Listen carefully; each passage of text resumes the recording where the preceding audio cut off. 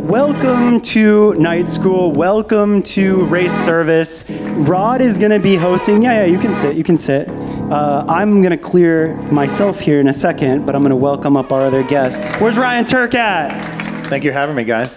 This is pretty cool. So stoked to see you back here.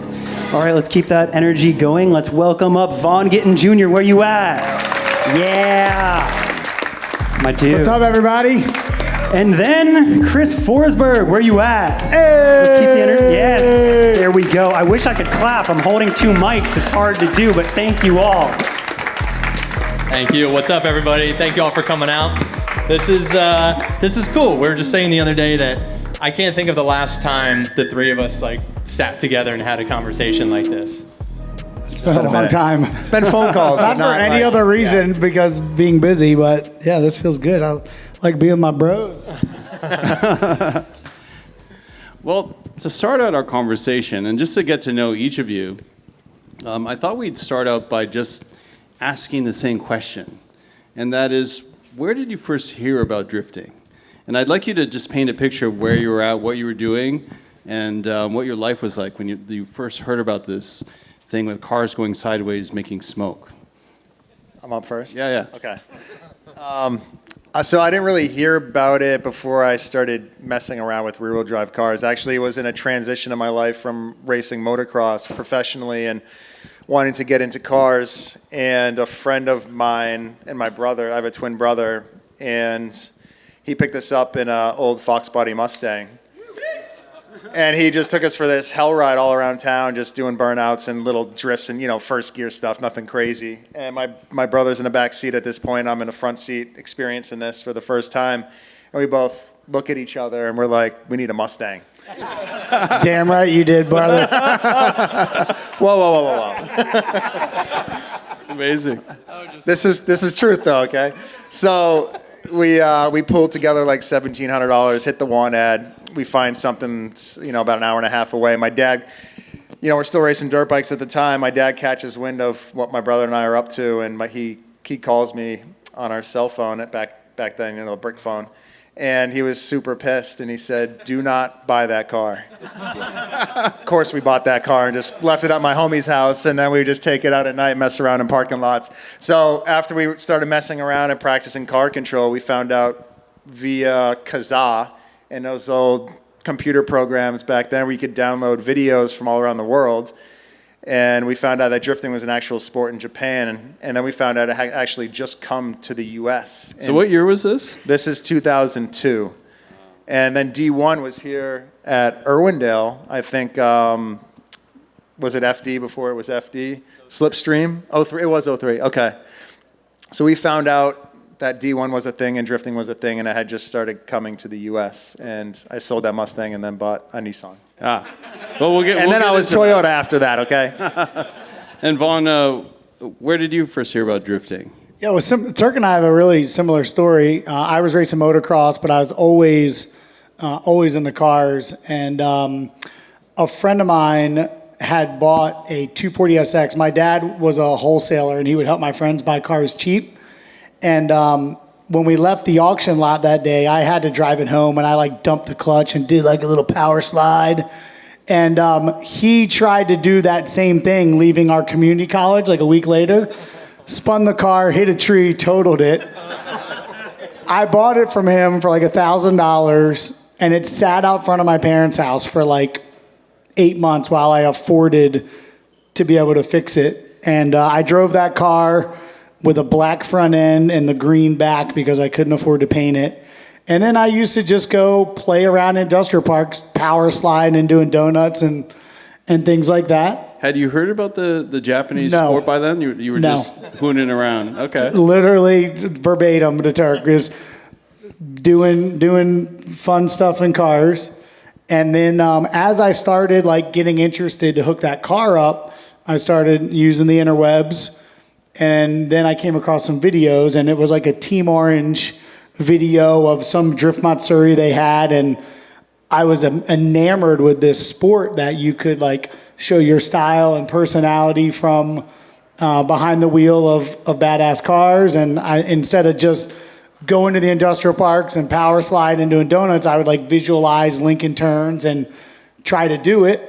And then around that same time, I saw a video of this lunatic in a FC RX-7 with, what's the music that was on that? What was the song? It was a Black Sabbath song. And it was advertising this event called Drift Out Wednesday in New Jersey.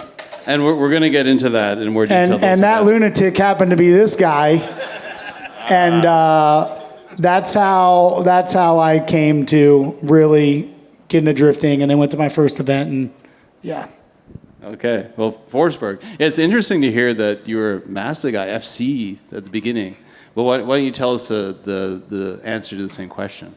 Yeah, so my story, it involves the fourth member who's not here, Tony Angelo. So I met him because myself and all my other friends, we were getting into import cars. I had a Chevy Blazer with far too many speakers in it because I was 16 years old and that was the vehicle I acquired from my brother. And so he bought a DSM. Our buddies had Hondas and all of that. And I was like, this is cool. And we're like putting turbochargers on them in my parents' driveway and pissing them off. And I thought it was cool and I liked the import car scene, but I was like, I want something that's like, maybe more fun to drive, comes turbocharged, more of like a sport compact car. And Tony's like, he had an FC that he just totaled into a telephone pole. And so he's like, you should get an FC. And I was like, that sounds great. It's got a weird little motor. We had no idea what it was. And so we bought it and I found it in Virginia, drove down, bought it, everything else. Get back, and we had no idea how to work on cars, modify them, anything. And we're self-taught, like mechanics, fabricators. We're building our own turbo manifolds, intercooler kits, and in doing that, we're trying to find parts for these cars to make them cool, like our friends with their Hondas. And so we can't find coilovers or wheels that fit right. And as we continue to dig deeper, we're landing on Yahoo Japan and figuring out, the build aspects of these types of cars and their drift cars, right? So this is like, 2000. And so you're seeing these cars that low to the ground, they got big, cool looking wheels. And, with that, we start to see like the way they're driving them, the 240s, everything else. We're starting to get videos from people that lived in Japan and with the Marines of, cars on the docks sliding around over Real Player. YouTube didn't exist back then. And so, Real Player, wow. Yeah, so we're learning about drifting via that, just visuals. And so then we start reading like Drift and Goku, Option magazines, and we're watching videos and basically like replicating what they're doing in the car. It's all in Japanese. We don't know what they're saying, but they're like, turn the wheel, push the clutch in, pull the handbrake. Let's figure this out. And so we did that for a couple years. Broke a bunch of motors. Went off the road a couple times. Got arrested. Lost my license. All of that. And so in doing all of that, we're like, we should start an event series. And so we teamed up with these guys that we met in New Jersey who had some broken down FCs as well. We found them on classifieds. His name is Matt Petty. And so we decided to start an event at Englishtown. We basically I brought up there you go. This map here. So we basically drive to Englishtown. They go into the office to meet with the owner. We didn't even know if anyone was there. We didn't call ahead or anything. And I go. By the way, Englishtown was not this then. No, not at all. It was that parking lot and that drag strip. Yeah. Oh, okay, that's it. Wow. Oh. Yeah. It was very, very little. The road course did exist, but we weren't allowed on it. He built it without permits. That's a whole other story. It existed in 2000? Yeah. Oh. Well, in 03. Like when we first went there in 03. And so basically we get there and I'm out in the parking lot setting up a little course so that we can basically show Mike Knapp, owner of Englishtown, what drifting is. He basically already had an eye on it, wanted to bring drifting to the track. Basically told a bunch of idiot kids that showed up, like, go for it. You can have the last Wednesday of the month. Every month we'll see how it goes.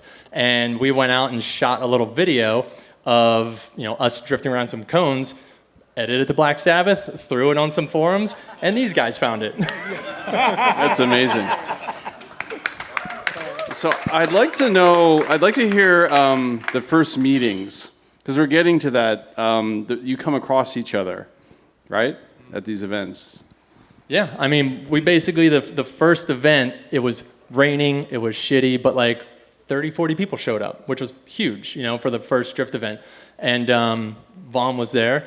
And I want to get this story straight. Were you or your brother there? No, I don't think I showed up to either the second or the third. Because Okay. I was there, my first tech card I got from Mike was July 3rd dated. Okay. So I think I missed the first one or two. Yeah, so that was another funny story because, as we all know now, did not know then, Ryan has a twin brother. And so his brother's at the one event, and then the next event shows up, and he's there. We're like, what up? And he's just like, who are you guys? No, really, we met you last time. No.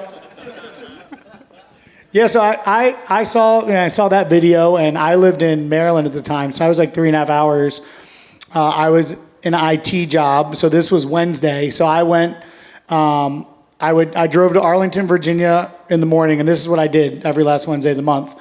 I'd go to Arlington, I'd leave early, I'd get to my house and be ready to leave Maryland by like 3 to get there. I think it started like 7, if I'm not mistaken, 6 or 7. And drive 3.5 hours, car full of wheels, tires, jack tools.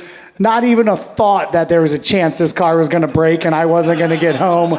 Which, by the way, I was doing this because we were working with Ryan over here on a book, and my car never stranded me ever. I went to every Drift Out Wednesday and That's made it home. Nissan for you, baby. Huh? That's Nissan for you, baby. That's it. That's R20, baby, all day. Oh, the simple days. SR20, even at that. And so, yeah, I just went to that first event. I had no idea who anyone was. And at the time, my experience was playing in parking lots with my boy Eric and dumpster diving for tires. And it was like my turn to go. And I just went out and drove. And, yeah, I feel like I did pretty decent. None of us knew what we were doing at all, for real. I never even pulled my handbrake until Atlanta 04. Anyway, just to give you an idea, like we're all trying to figure this shit out together. And I just went out and I was like driving in a legal, safe place. It felt really cool and safe. And I don't even remember our first connection, honestly. I just remember falling in love with the sport that day. Like the culture, the camaraderie. Like I felt like I was at a skate park with friends, even though I didn't really know anybody.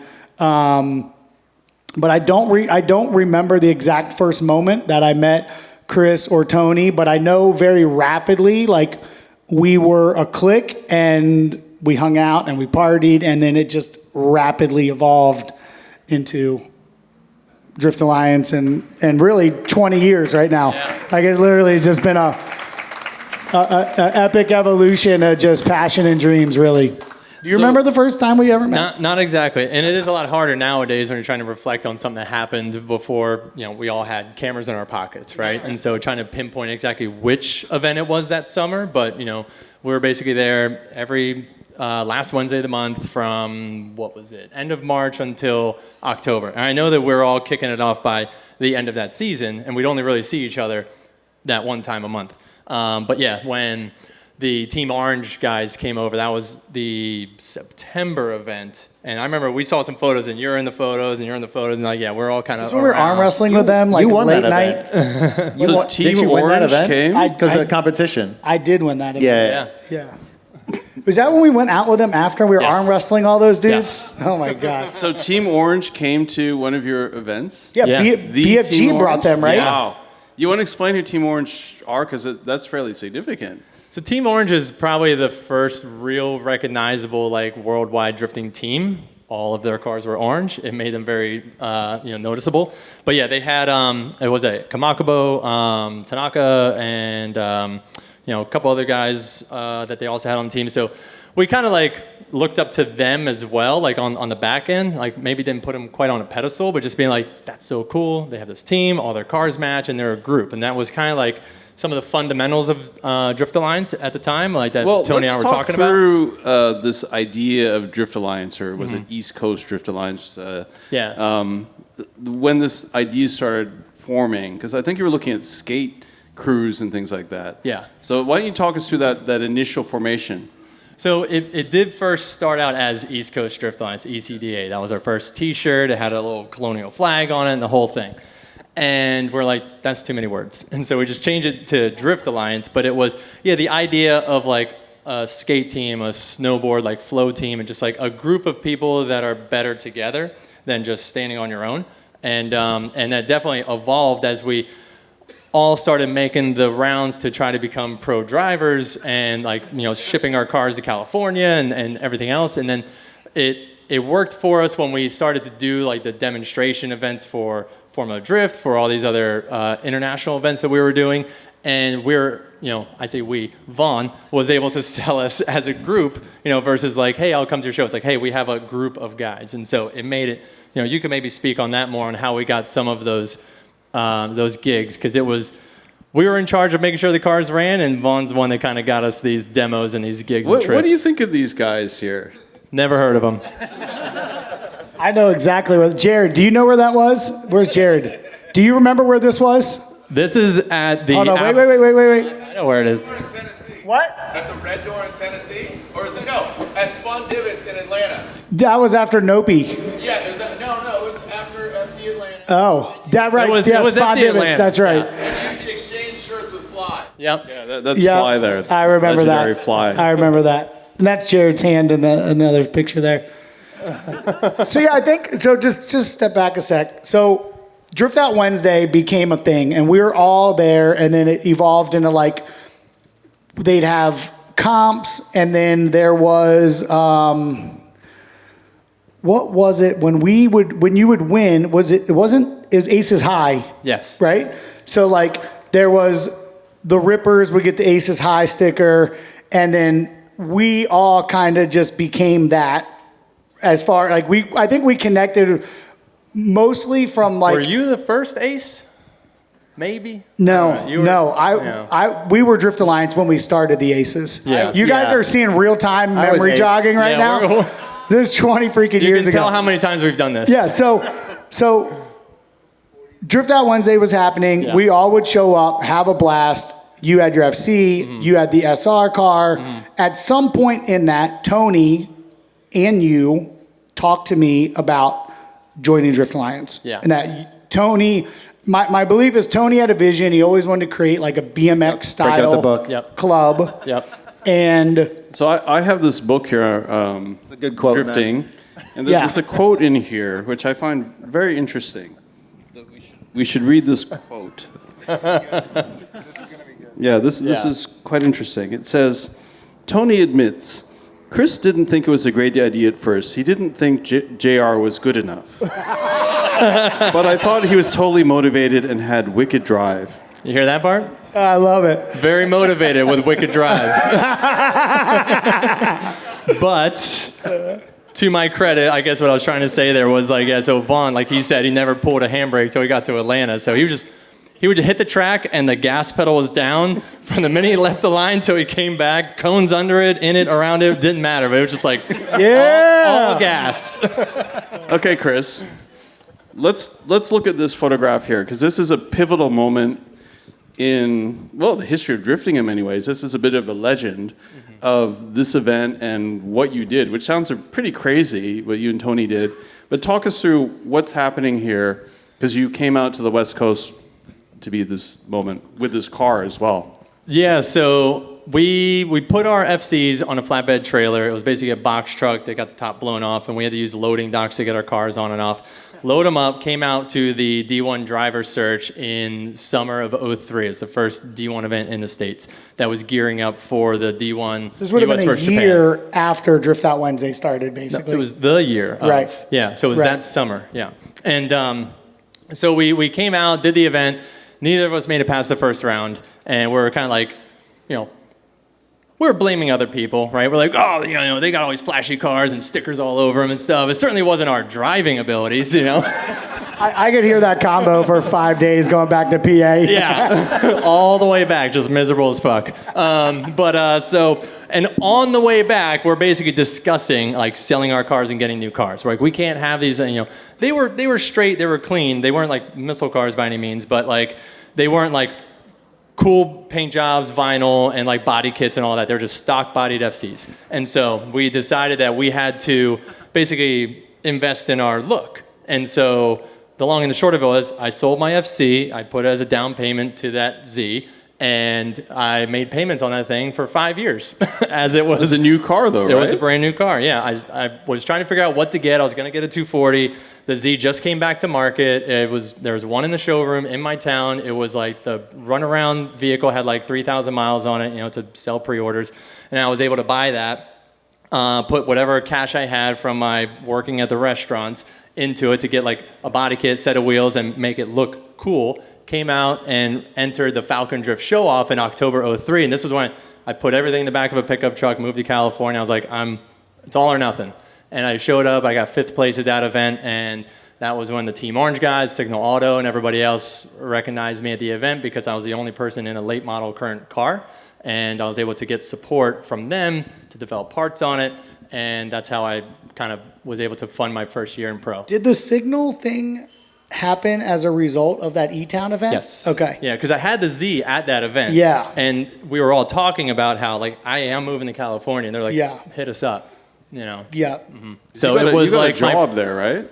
You got a job working there? Is that right? Yeah. Yeah, so I got to California. We did that event. And then the very next event was basically SEMA. I was doing demos for BFG with the Signal team.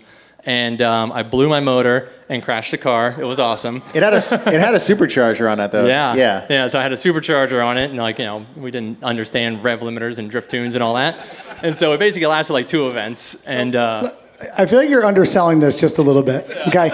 So we're messing around in parking lots, create squad.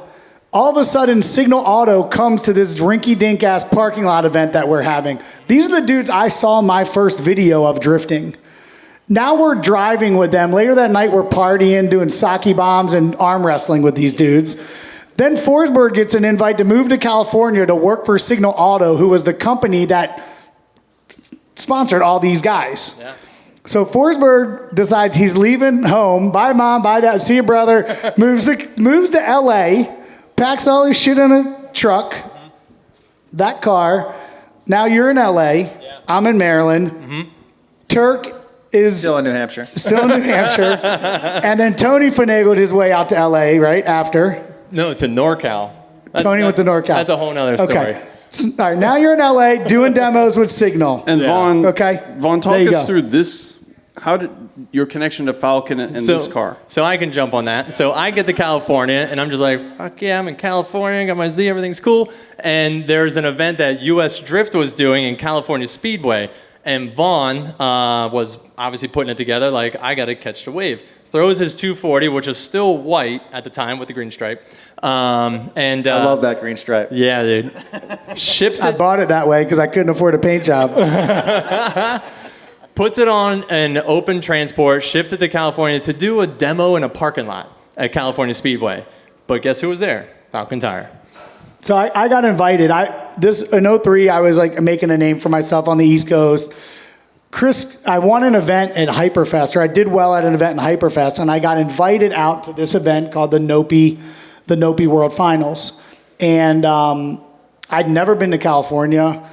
I hadn't left really the tri-state area.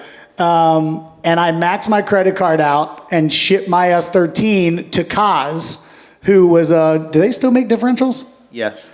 So they make differentials. I had a viscous limited slip. So for those of you who don't know, a junkyard differential out of a 300ZX in my 240. So I shipped it to Kaz. They put a diff in it. I flew in, went to Kaz, got a taxi to Kaz, jumped in my car, went down the road to the church parking lot, did some donuts to make sure the differential worked, and then went to the event at California Speedway. And I went to this event with intention. It wasn't just to go drive. Like, I came with proposals, and I thought it would be a great opportunity. Formula D had just got announced, so this was October 03. It would have been after SEMA then. Wait, no.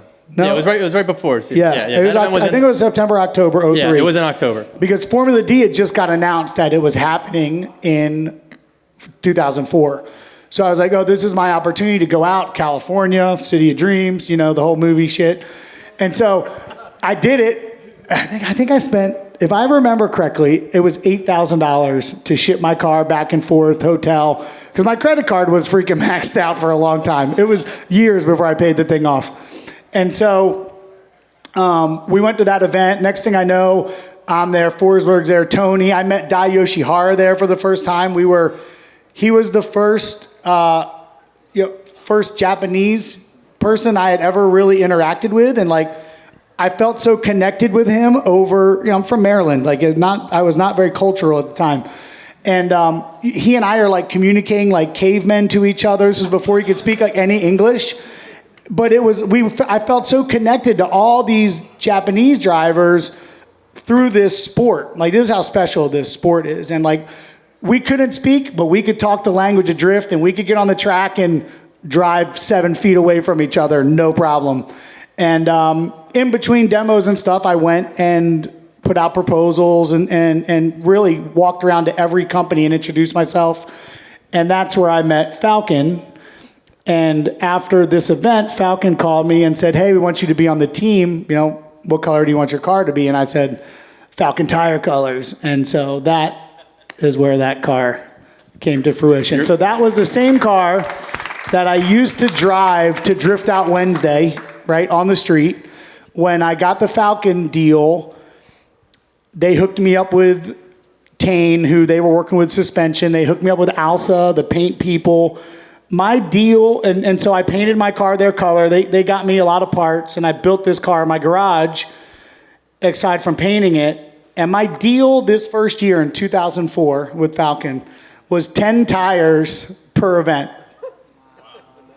Done. That's pretty legit. Right? I was crushing it. So that's the story of that car. Wow. And then things are progressing here. Thanks to Antonio Alvendiz for the permission to use photos. They're from this drifting book, which came out quite a long time ago, I think almost 20 years. But this is now Irwindale. Yep. And I remember the caption for this, you're drifting with TE37s. 19-inch, baby. Baller move, wow. 19s, they clean too. So talk us through like how things are going for you, Chris, and because I think you swapped to a SR20, and this was one of the first drift cars that got a lot of accolades, magazine covers. So things are going pretty well, right?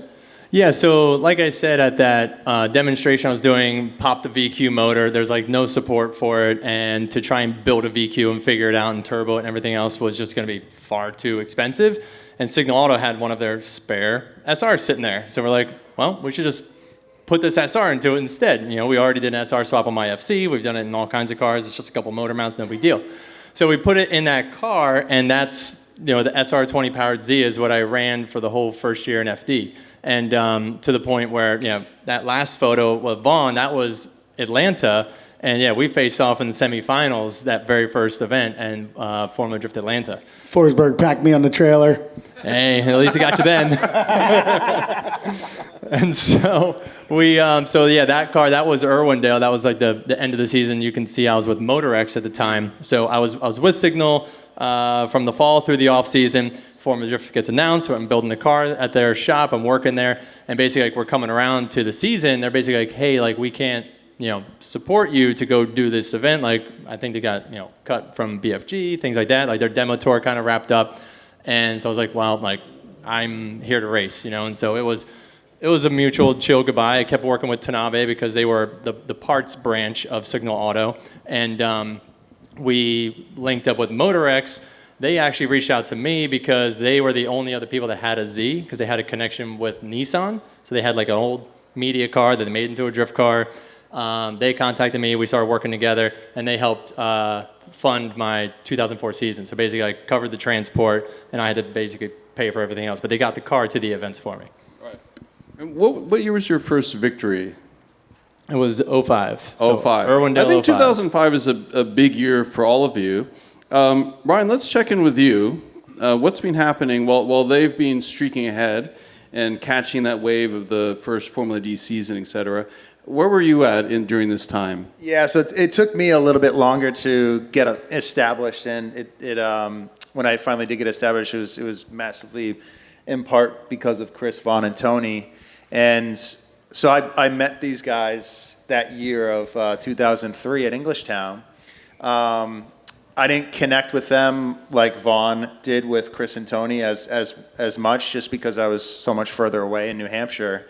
And I saw these guys at events, so we still connected. But it was like as soon as we started becoming better friends or knowing each other a little bit more, they pieced out and went to California. So Why didn't I stay East Coast? you These stayed, but suckers you were doing other stuff already, and we didn't get to really meet each other that much. Yeah.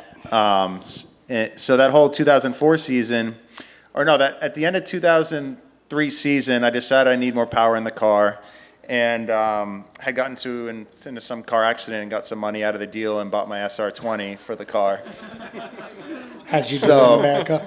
Of course, I was going to spend any dollar I had on this car, right? So it took me all winter to put an SR20 in my car for more power. Instantly blew it up because I hooked the boost lines up wrong on the turbo and just ran it lean and popped it. So someone took pity on me and gave me another engine, got that in there right, and then finally went back at, I think, the third event into 2004. And it progressed my skill set quite a bit because I was at the level with an NAKA car where I couldn't really progress that much more. I needed more power to continue my progression. So I was still messing around on the street quite a bit in 2004 and going to English Town on the drift out Wednesdays. And then at some point in the summer, Vaughn was back at a drift out Wednesday driving a friend's car, and it was the first time I heard that Formula Drift was a professional series. Was you driving one of the I forget the guy's name now. Was it Eric's car? It might have been Eric's car. No. It was an S14, like gold. It said Slider something on the side. Oh yeah. Was that at E-Town? Yeah, it was E-Town, back lot, not front lot. Yeah, okay.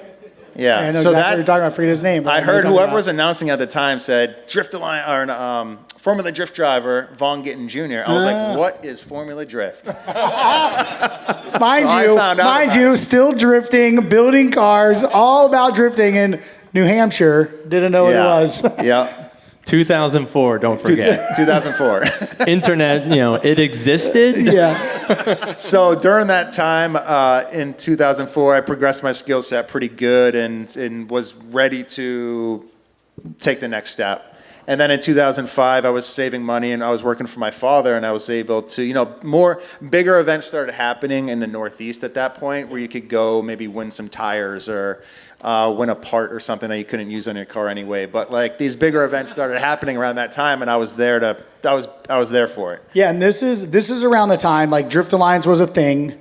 We really used Formula D to kind of in 04 kick the platform up. Like we at all events we had Rich Bible and like we're selling tussling T-shirts. We had the partiest booth of the party at Formula D. It was super loose, good times. Loose is a good word. Yeah. And then so around 04 and then 04, 05 ish is when we started doing demos. Yep. And I was kind of managing logistics in the business. Forsberg, Tony were managing, keeping the cars together, and making sure that they would get to the demos that I was telling everyone we'd be at to put on a great show.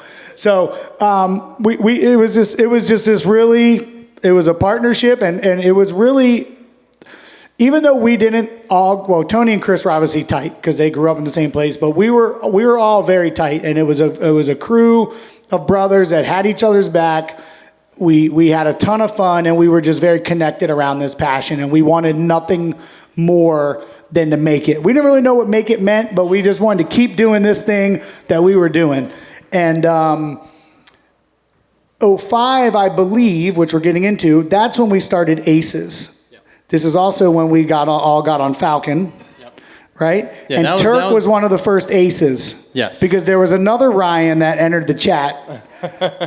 Ryan Hampton, who that was the fourth original member of Drift Alliance, who we kind of joke around, the kind of joke, Ryan, I love you, is that Ryan died in a hang gliding accident, even though he's still alive, very much alive and doing very well. In fact, I saw a photo of him, his beautiful wife, and a beautiful daughter recently, and he's still the Ryan Hampton I remember.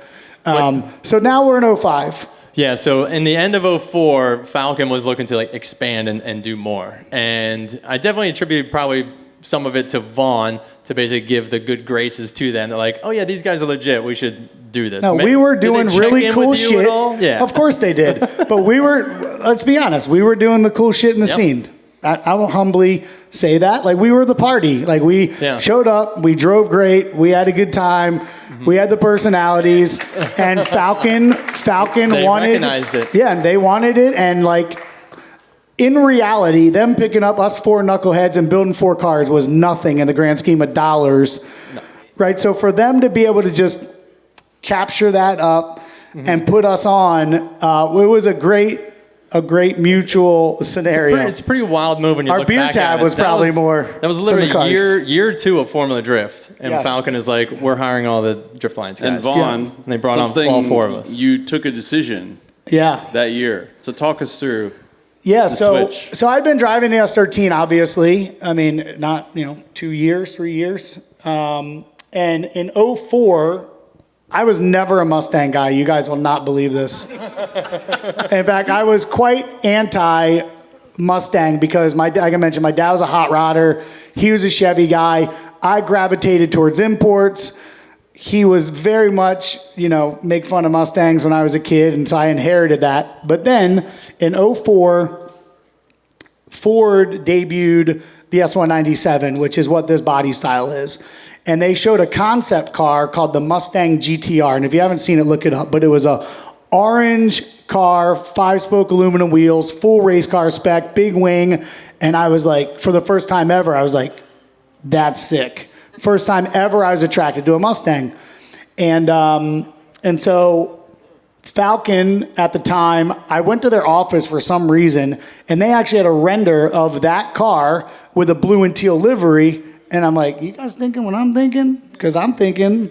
And so anyway, we went and bought this car for like $5,000 or $10,000 over sticker. By we, I mean they.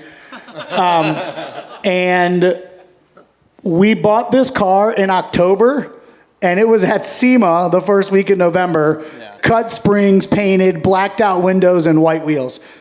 Vaughn Gittin Jr. is driving a Mustang, and everyone is like, you are crazy. Why would you do this? Why would you trade this car for that? What are you thinking? Do you want me to get into the first year of this car?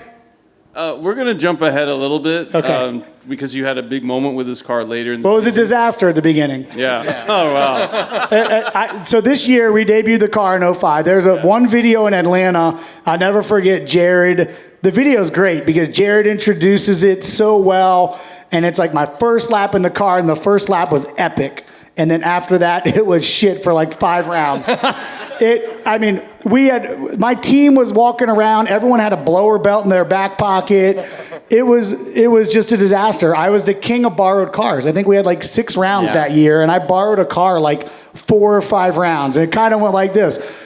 Mustang breaks, and I go to people in the paddock. Sorry you didn't qualify. Can I drive your car?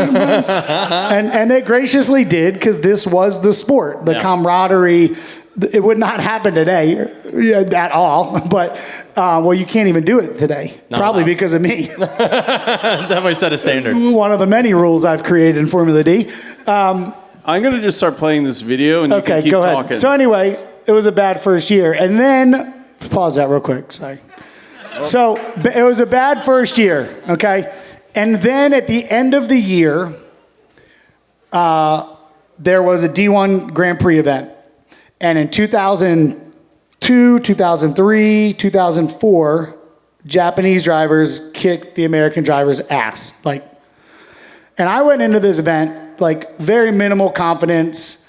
My car broke every round, and I was just, what optimism I'm a very optimistic dude, but what little optimism I had, I still brought it there.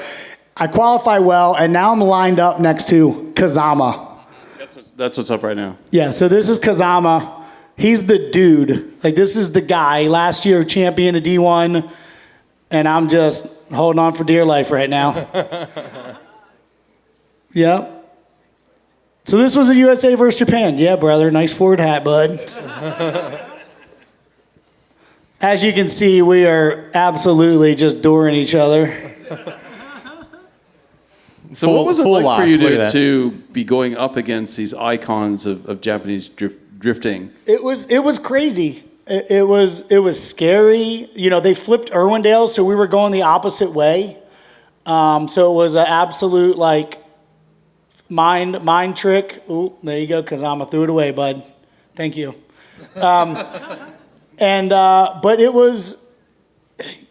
it's so hard to explain because it was just incredible and something that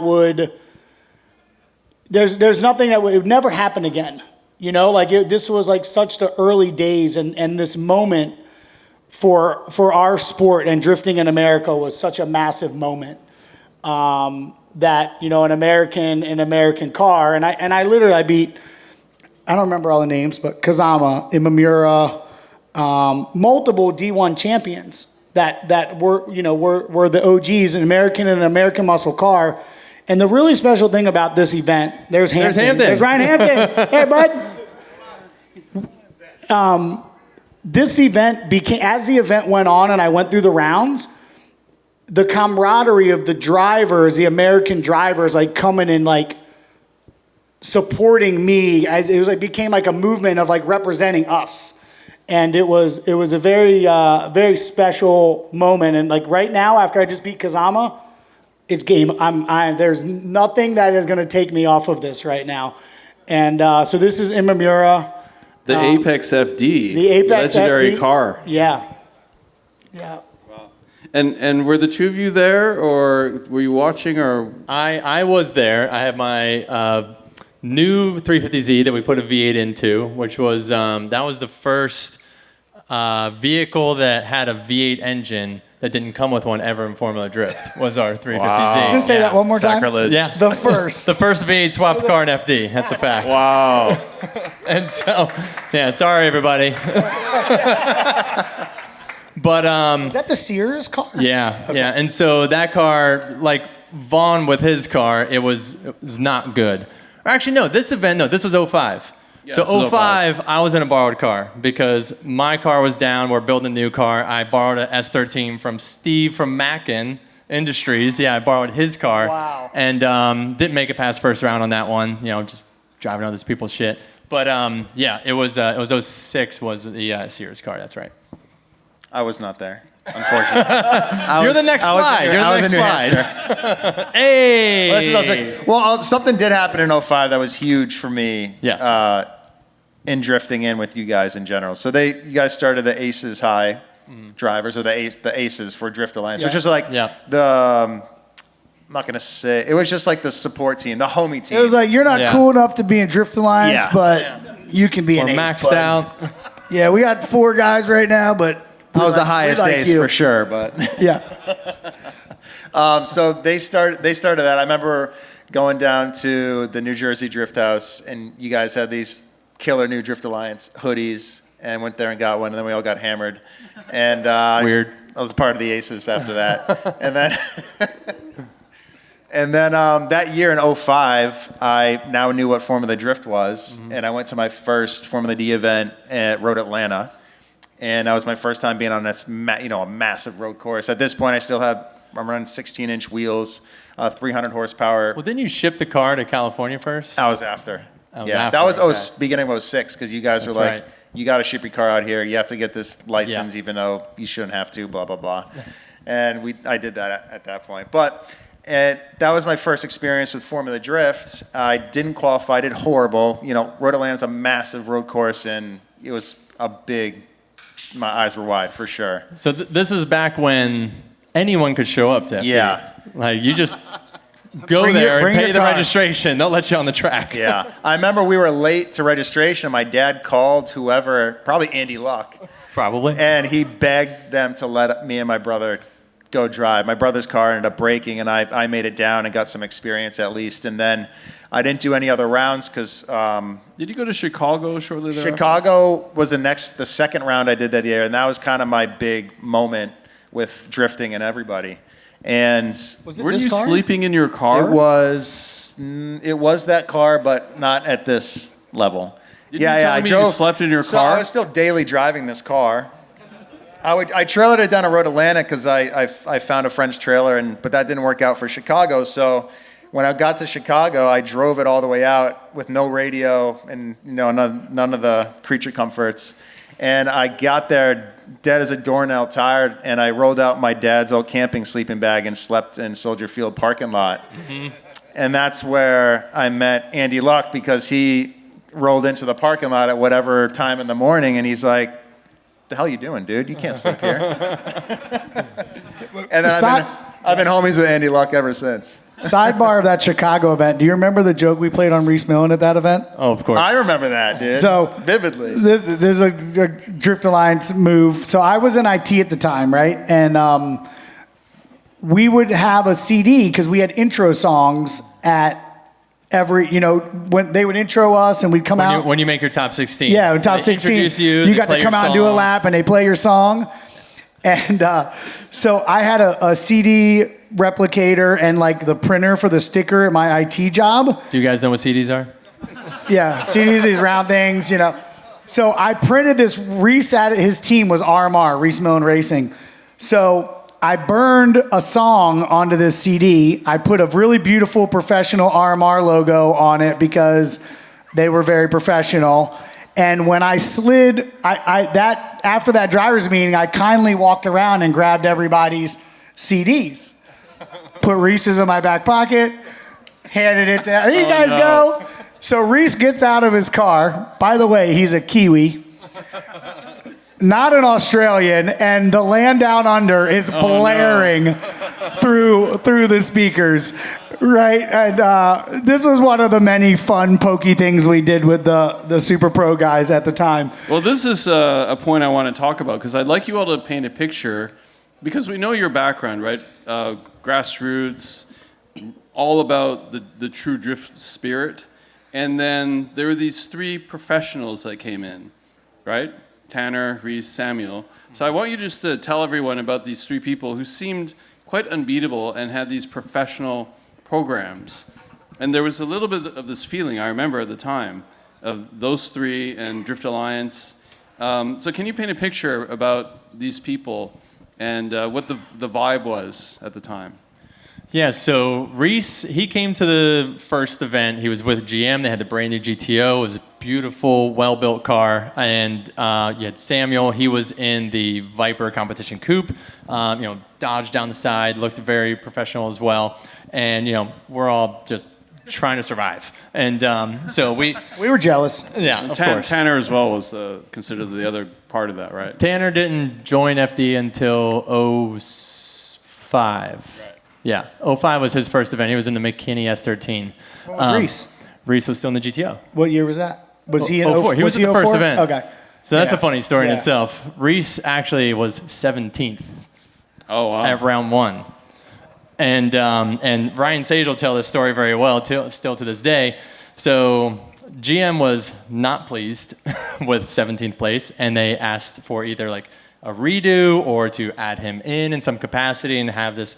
And Ryan says to this day, he's like, this was like our standing moment. It's our first event, and we're kind of being, confronted by a major sponsor. And they said, no, like he didn't make the cut. He's out.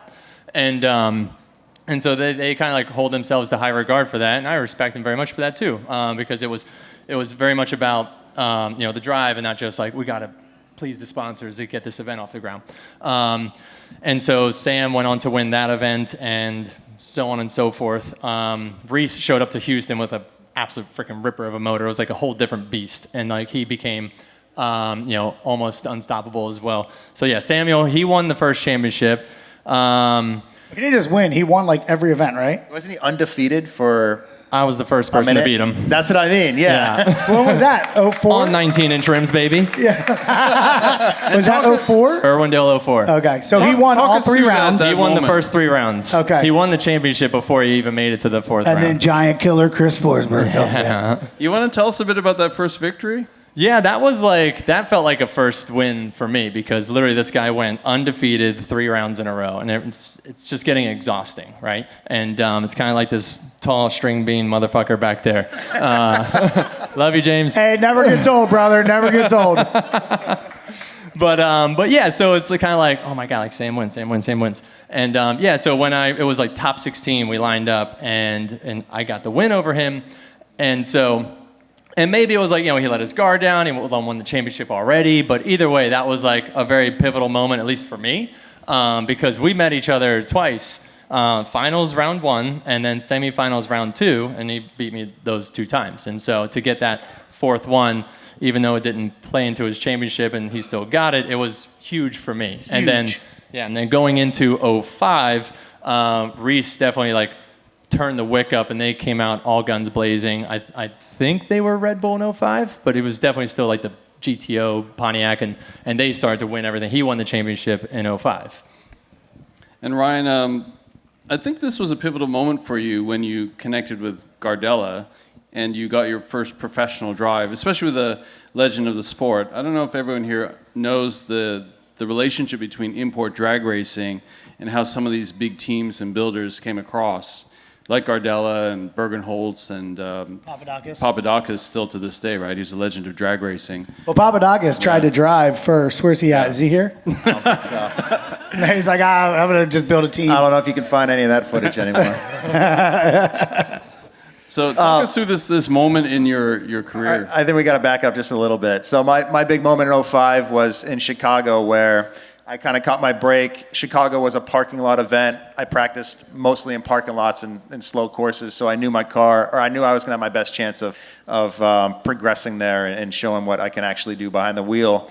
And I went out there and I qualified in these pre-qualifiers back then, and I got 2nd place, and it was awesome. And then I instantly got approached by like Cooper Tires and some other people, and Chris, Tony, and Vaughn kind of knew what the situation was, and I told them. They were there to kind of guide me through that and give me some great advice as to how to handle that situation, since that was the first time I was ever approached by anybody to, have any kind of extra support. And from there is when like we all started really working together, or I started working together with Vaughn, Chris, and Tony a lot more, because they knew this is what I wanted to do as well. And were already established at that point, and they're willing to give me a hand and help me find my path into the mix.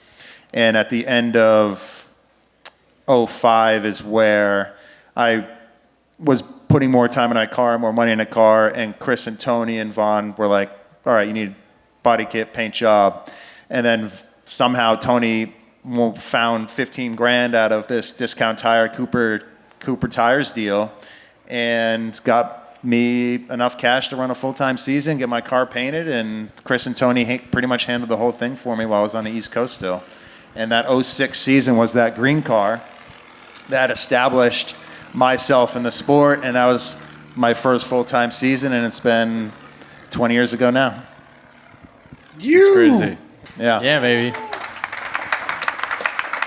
So skipping ahead a couple years to 2008, and we had a really brutal 2007 year. I teamed up with Tony, and the car just broke nonstop.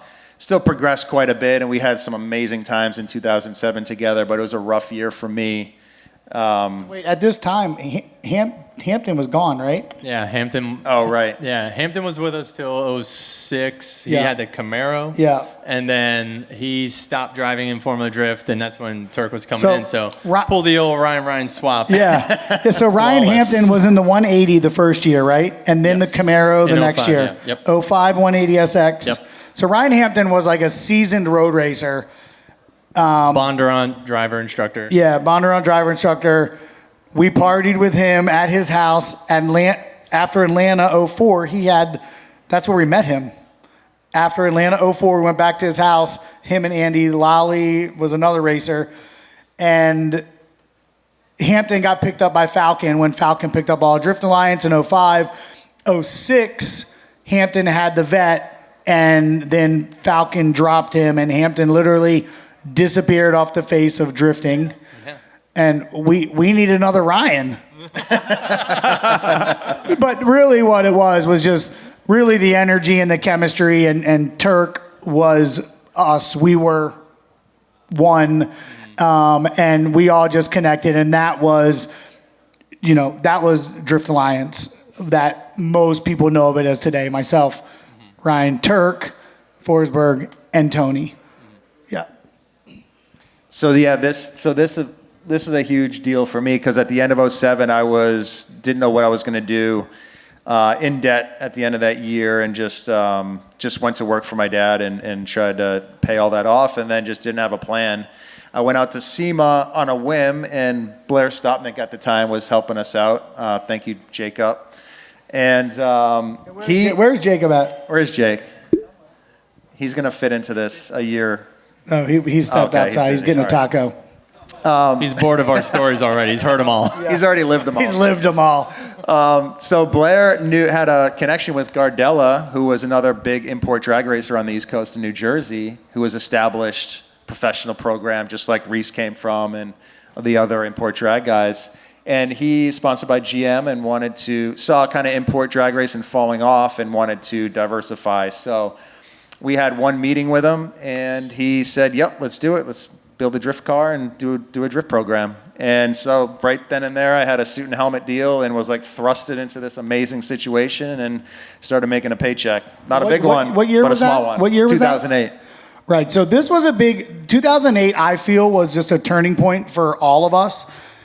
04 to end of 07 was like rock stars with race cars. It was super loose. It was pretty insane. Rock stars that sleep in their own cars in garages. Yeah. But we living the high life. Yeah, we were living the high, exactly, just like Motley Crue.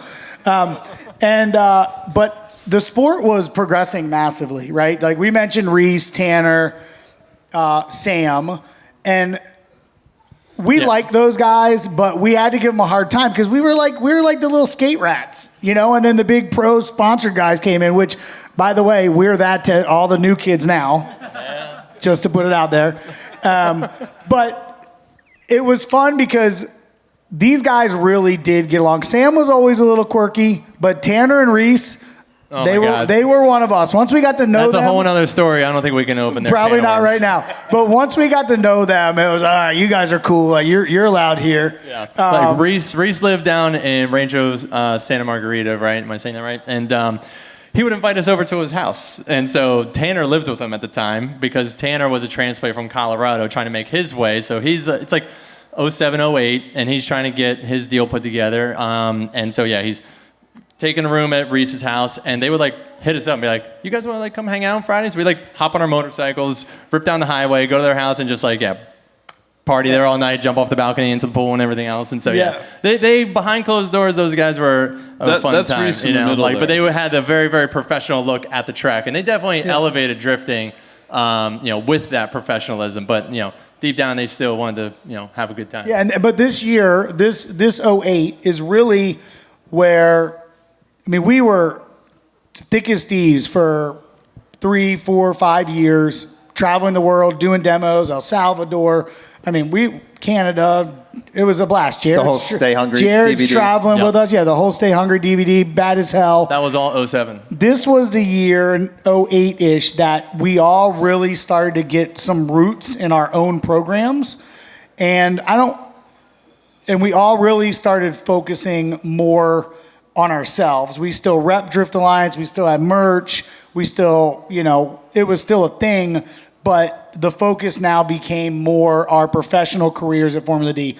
He's got a ride with Gardella. I'm still with Falcon.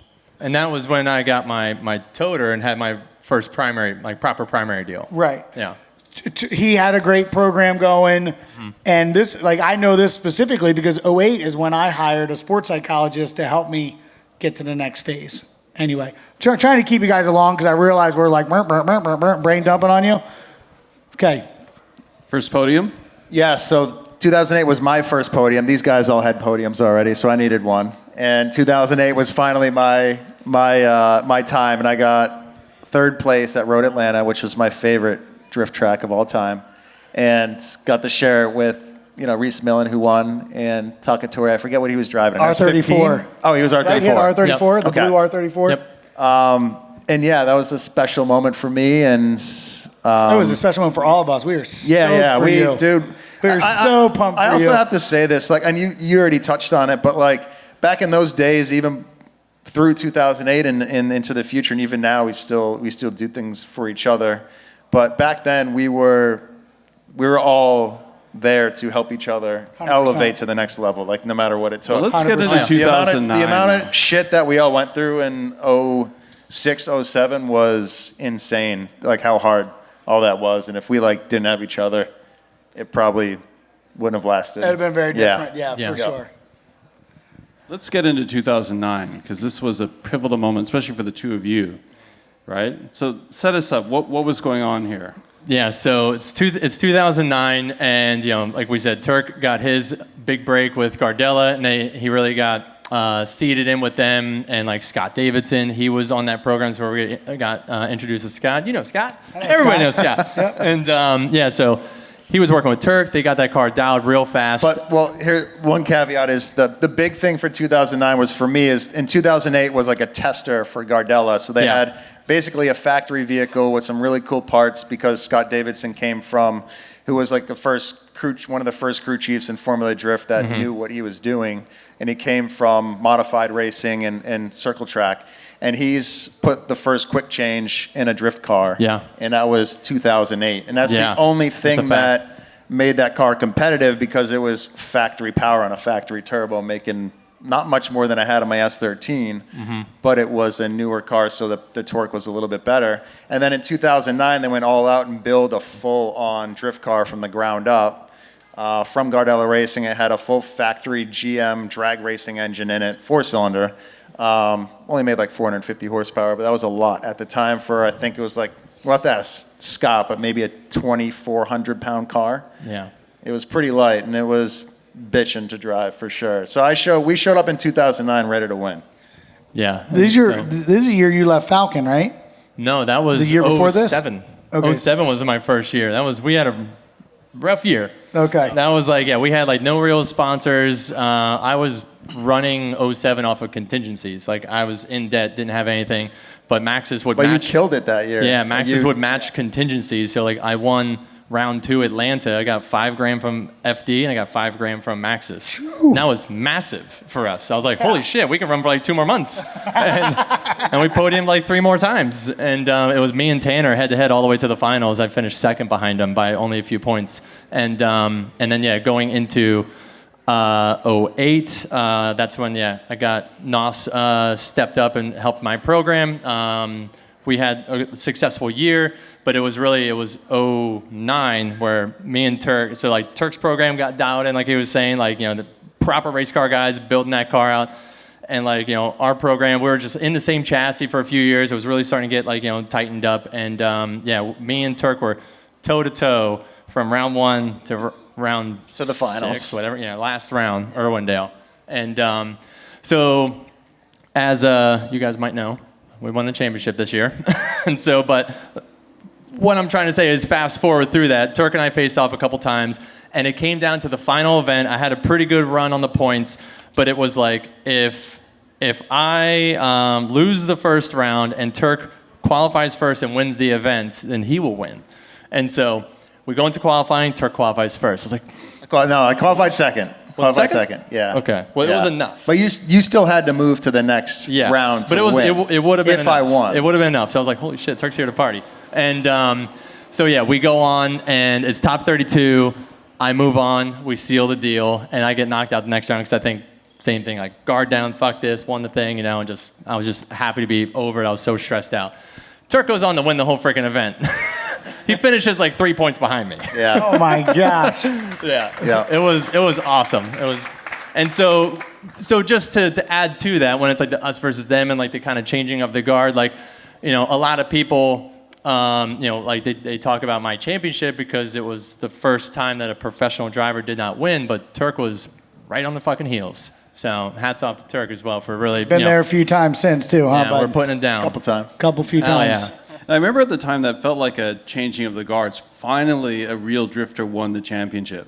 Yeah. Finally. I felt that all the way through too. It was like really was a thing, and it was a special moment for all of us because it was the first time a grassroots guys that started in drifting won. But and then drifting. you had it so tough for those 2 years when you left Falcon. Yeah. Those 2 It was years rough. for you were super tough. So this was It was huge. huge. For me personally. Yeah, like I was saying, like 07, I thought I had to hang it up. I had nothing. Like, what Tuerck was saying, we're like, trucks are breaking down. We're barely making it to events, and like we're literally just like running off scraps to get there. And then we kind of both got our support going into 08, and then we really got our footing in 09. Like I was saying, I got first, Tuerck got second, and then to top it all off, Vaughn comes out the next year and takes first. And so, like, yeah, that was like just the full blown, like we were saying, just, you know, the drifters are here to make it happen. Oh, I see the two driving out there. Yeah, we used to drive out together. Like we would. That was always together, amazing top to see 16. the Alliance cars coming out that together. was sick. There you go.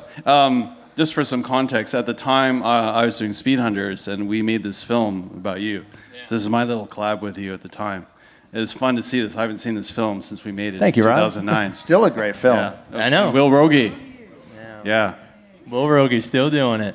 Also 2009. And for those of you who don't know, Rod, like, this is such a connected place here at Race Service. So when they say this is very important, Jacob was my manager from like 05 to 08, Tuerck's manager, helped Forsberg a bit. Blair Stopnick used to work. There's Jacob. There's the guy. Yep.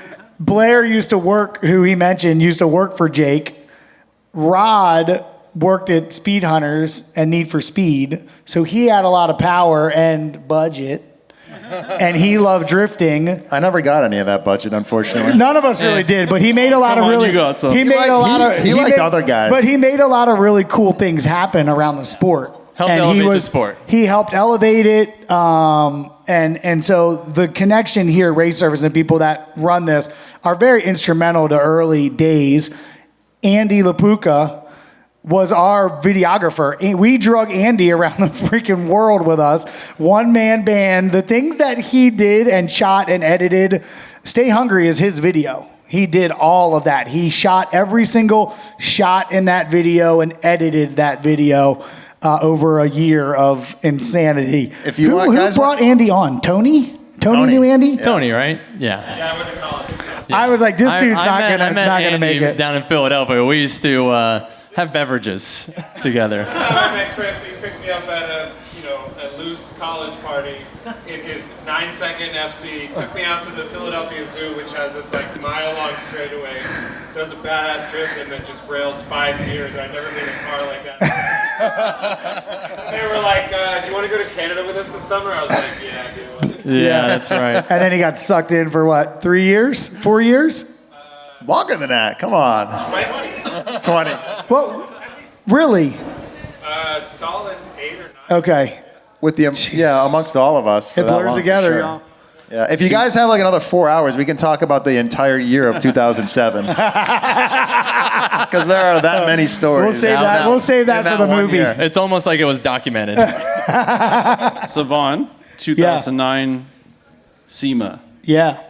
What's happening? Yeah, so you had these other ambitions. Yeah, so I mentioned I was never a Mustang guy. And when I got that Mustang in 05 and started racing with it, I really fell in love with the car. But more so, I fell in love with the culture. Like the Mustang community really welcomed me with open arms. And through some reflection, fast forward a little bit to 05 to 08, just kind of assessing the culture, the community, and really realizing that the reason why I didn't like Mustang wasn't necessarily because of my dad, but it was because the way the car was like being presented, the way that Mustang owners were personalizing the car, like I just didn't resonate or vibe with it at all.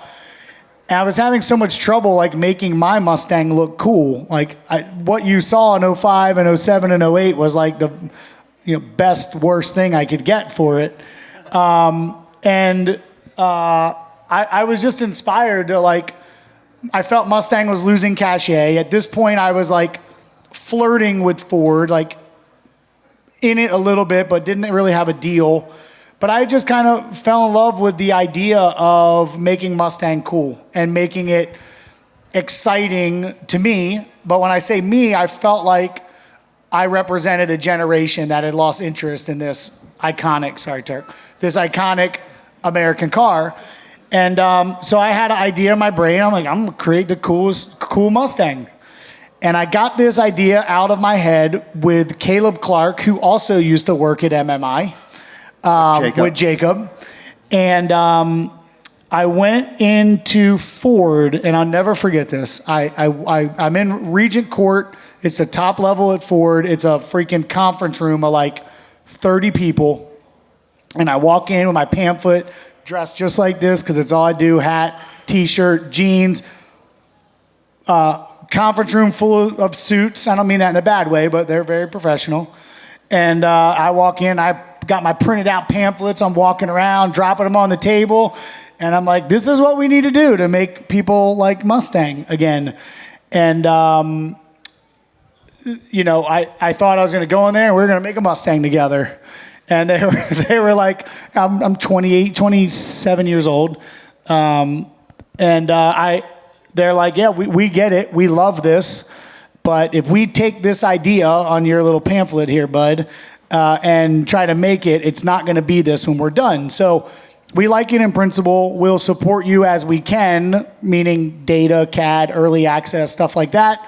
But yeah, you're going to need to do this if you want to do it. So I left that meeting. I remember pressing the elevator button, like kind of just like, you know, funny, reach in my pockets in my mind. I'm like, how am I going to do this? And I just was like, looks like I'm starting a car company. And so basically a year later, I showed up at SEMA with the first prototype RTR and announced that we were, you know, there's a new generation of Mustang in town.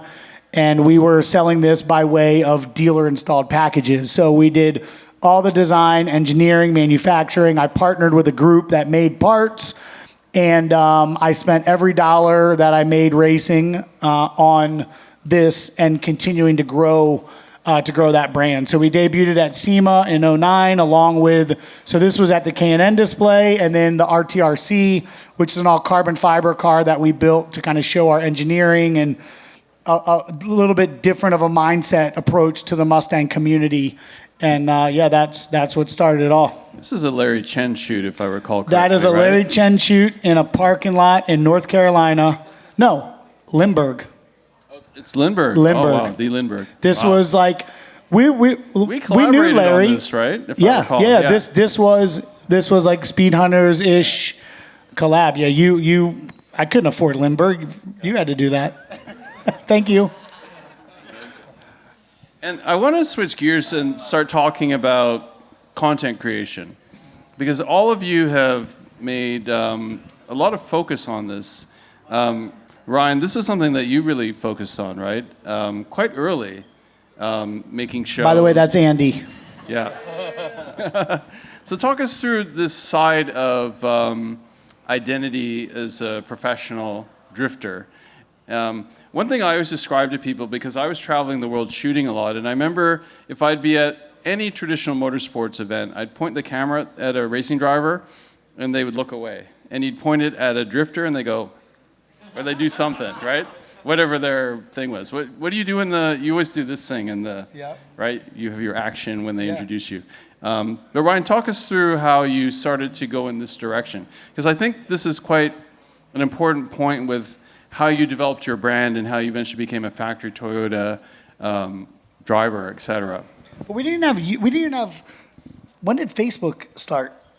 07? Like, yeah, 06? No. Yeah, 07-ish? Somebody probably knows that. Because I think it's important to just talk about the Anybody out there content at know? the time, because Yeah. we weren't. So we first weren't we doing did the social. DVD. We did our first DVD with Destroy Entertainment back in 05. For Bad as Hell. Yeah. For Bad as Yeah. Hell. And then we did our own DVD with Andy, Stay Hungry. That was 07. And that was before social. Still before social media. Right. And then in 08, we worked with Heavy.com. Still before. Dude, I just found Wow. that video like 5 days ago. Yeah. Wow. Going through a bunch of old stuff. So I that forgot was all the about it. first time that we did like online, like digital content. And this was before YouTube. YouTube, I think, existed in 08, but Heavy.com gave us budget. Right. So, thanks, Right. guys. But yeah, so then we And took. race cars are expensive. Yeah, we took the idea of, you know, the DVD, like the year-long DVD, and we're like, okay, we're going to do event-based videos. And so, like, you saw that video that Will Rogie did, that was from 09, so like that kind of like, you know, 3 to 5 minute event, you know, recap video was getting more traction from like 07 and 08. And so yeah, Heavy.com, they hired us, Andy or you put that together, and we're doing our own competitions in Formula Drift. Qualifying competitions. Fastest entry, earliest entry. That's and so right. yeah, we get little gold stickers and we put them on our cars That's after qualifying. Yeah. That was a lot of fun. Yeah, it was good stuff. So then Network A. Yeah. Right? So I mean, content was something that we all just kind of did together based on the DVDs from the past, and then it going into a digital format shortly afterwards. We're just kind of right at the cusp on that. We're loaded up for it. Like Andy was great; he knew exactly what to do. Jacob always had a great vision, and we had the resources to be able to put something together. And then when some of these YouTube channels started gaining traction and finding out that they could make money and hire people to create content that was successful and be able to make money, they started giving out budgets. And Jacob I think he transitioned to, where'd you transition to, Wasserman. Jacob? Wasserman, which was huge, I think, for a lot of us because it gave even more resources for us to maybe reach into. So Wasserman was an athlete, like an action sports athlete agency. a big one. Here in LA, which is what brought Jacob to LA. And that's like, Ken Block was there, Pastrana was there. And so when Jacob got there, it helped us kind of expand as well. And I had a lot of ideas coming into that before this was all pitched of just like, you think back to BMX and skate like we always did, and I was just starting to come up with all of these other ideas that I kind of wanted to do, and I started talking about them and developing them with Jacob and Andy, and then Jacob was able to make a pitch to Network A, and we started the Tuerck series, and all the homies were down to help me out and play big roles and make a lot of successful videos with me, and that became a really successful thing on the content side. And it was perfect for me because it was something I actually enjoyed actually more than competing in Formula Drift, and something I started to lean into a lot more so before the car build started. And really that was my balance of not getting burned out from competition all the time and being able to still have fun within this sport, because there's a lot more to it than just competition. There's like we all had started in the beginning. And I just never wanted to lose sight of that. And this, for me, was that balance to keep me grounded and continue in full-time competition. Yeah, they were so fun. Yeah. Like so fun. For me, it like brought me back to the old days and like stay hungry, but in a different way, of course, because we're just out there having a blast. Yeah. Yeah.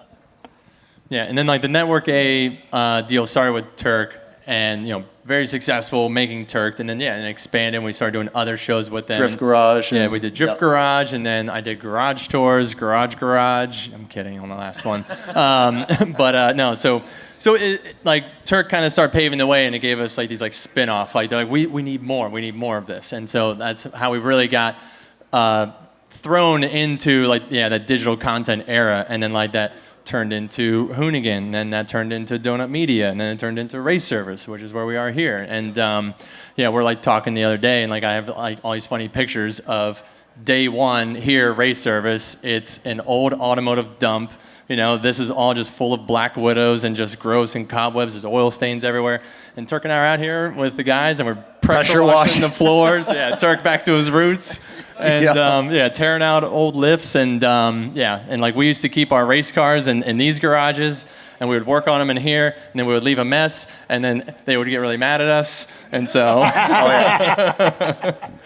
I think backing it up again, just to touch on us always helping each other out when opportunities would arise. It was like we always have each other in mind, and when things do pop up, that we're like, oh, that's awesome. I have a guy for that.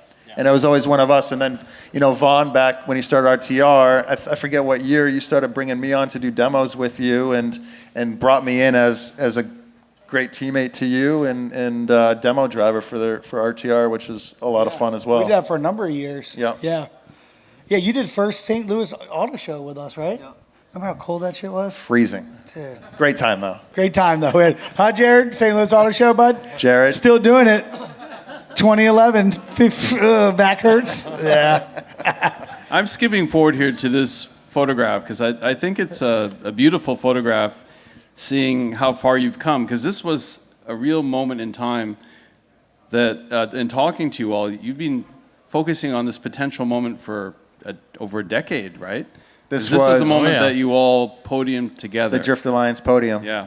Yep. Was that 2020? 2020. Is that COVID? Man, we finally did it. Was that COVID? Yeah. And so we had a couple chances at it. Like, we were on the correct sides of the bracket. I think the closest we ever got before was like first, third, fourth or something. We never amounted to the 1, 2, 3. Like we'd be facing each other off half the time. And so to have the opportunity for us to be in the right sides of the bracket and both just get on a heater and make it all the way to the semis and stand on the box together was like, yeah, I'll never forget that. That was like something we always dreamed of, and we were able to pull it off. What was the places? Do you remember? That was Texas. First. I knew it was Texas. Oh, the places? Yeah. That was Texas. You got first? Yeah. Who'd you beat in the finals? Me? I think it was. Yeah. I don't know. I think it was you, Chris. Yeah, I was second, you were third. Okay. And then day 2, I was first, you were second. Oh, that's right. Yeah. Because this was COVID year, so we had double headers. Yeah. Which we're pretty close in this photo, actually. But, but believe me, we didn't care about each other's germs. There's other stories for that. Yeah. I find it amazing to look at this, and then if we think back to the beginning of these kids that are just trying to figure things out, trying to figure out how our car works, blowing engines up, and then here we have 3 professionals, right? We can even look at the involvement with the factories, Ford, Toyota, Nissan, and just look at how far this journey has taken you. You can kind of see that in this. How do you? Yeah, we sure fooled them. Sure look like some professionals. Oh, I mean, dude, in motorsport, it's so crazy to me, and I reflect a lot more now that I have a young family. I don't know why it just like happens. I don't know if that happened to you, Vaughn, but I think back on a lot more years now. But it really just goes by in a blink of an eye. I mean, think back yesterday on some of the conversation that we're having tonight, and it just feels like it wasn't even that long ago. I mean, 100%. I would never forget this before my dad passed away. He always told me, he said, your brain always thinks that you're still the 18. It's just the body that evolves. And it I'm not 80 years old or anything right now, but it is so true. Like, it just is like yesterday. And like talking about these stories, I just love us so much. It's so cool to talk about it, because what we've shared and what we've accomplished and overcome, as a team, individuals, but still always being there for each other, even when we haven't talked in a year or it's just been what's up at the track. There's always that connection. I think that is special, that we always have. It's really, really cool to relive this with you guys. Beautiful. Well, I think we're going to watch another video now. So let's see. All what right. this is. Very cool. All right. I'm going to say it's the end of the beginning, or the end of this chapter, and it'll be the second chapter of my motorsports life. It's been the longest one, 20 plus years in drifting.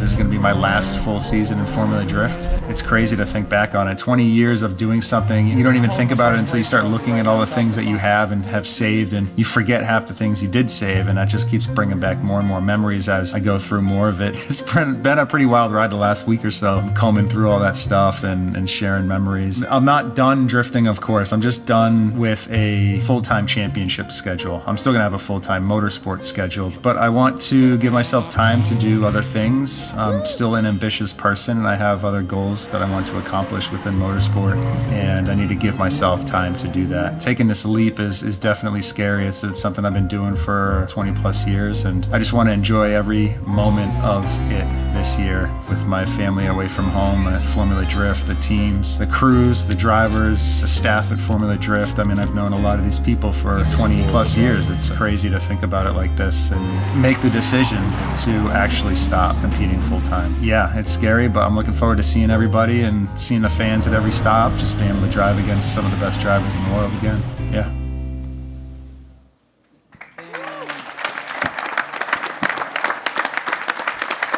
That's my news.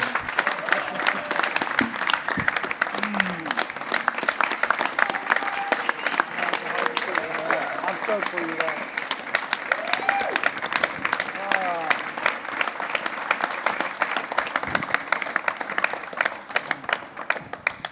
So how do you feel? Sad. Hard, really hard decision in life, I think there just comes change, and I think you sometimes have to make those hard decisions just to see what's on the other side, and whether it's the right decision or not. I think you just sometimes have a feeling, and you need to follow through with it. And that's what I have right now. And I keep saying it's goodbye for now. I say I'm not gonna compete next year full time, but next year I might come to this moment right now or this time of the year where all this really fun stuff is happening and everybody's full of energy, and and a new season of Formula Drift is starting. I might feel so left out that I'll start making plans again. But Well, what I think is really cool for Ryan, and just shooting off the cuff here, because Ryan, as we saw, like with the content, the builds, some of the most iconic cars in our space, like you've always had a really amazing, motorsports like collective outside of Formula Drift. Of course, you've been very, professional and an amazing driver, and pushing for wins, huge amount of podiums, championship runs, and to give yourself the time to even expand on that even further. You have world-renowned builds, first to first over and over again. So it's like you said, it's not like it's not even like the end of a chapter. You're only going to expand even more in my eyes. So it's going to be awesome. Looking forward to it. thank you. Yeah. Thanks. It's a big decision. Yeah. Well, but I'm really 411 stoked. Works, throw it out to that. What's that? He started an entire parts company, Yeah. 411 Works. And so, yeah. So putting more effort into that, giving back to the community and making amazing parts for everybody, I mean, that's mega. It's awesome. And being able to be a dad and have that time with your kids, you'll be stoked and grateful for that. And I'm excited. I think, like Forsberg said, it's not the end of a chapter. You just turn the page, man, and you ever want to come back and take rips in Formula D, you can do that. Or we'll just start our own. We'll just have a DA comp for fun, dude. Why not? That would be exciting. That'd be fun. Yeah. So, I'm stoked for you, man. Congrats. Thank you, guys. Love you guys. You better man. win this freaking championship Love this you year. too, man. I know. Yeah. I mean, I'm not going to tell my boy to slow down or anything for you, but I'll be happy if you win, brother. I wouldn't be happy if that happened anyway. So that ends this part of the conversation. It's been a great pleasure for me to be with you on this journey as well. And so thank you. Thank you for being a Amazing. great host, Rod. Yeah. And Thank we're you, going to Rob. invite Yeah, thank you, Rob. Andrew on, and we're going to look at some cars and keep chatting. So thank you all. Man, that was really, really good. I was literally front row the whole time, locked in. There was so much of this that I didn't know, and I was sitting there like, no way, that ties to that. And to end on that note, damn, I'm in the fields right now. You're going to make me go look at cars and do a field trip after that, y'all? That's crazy. So good.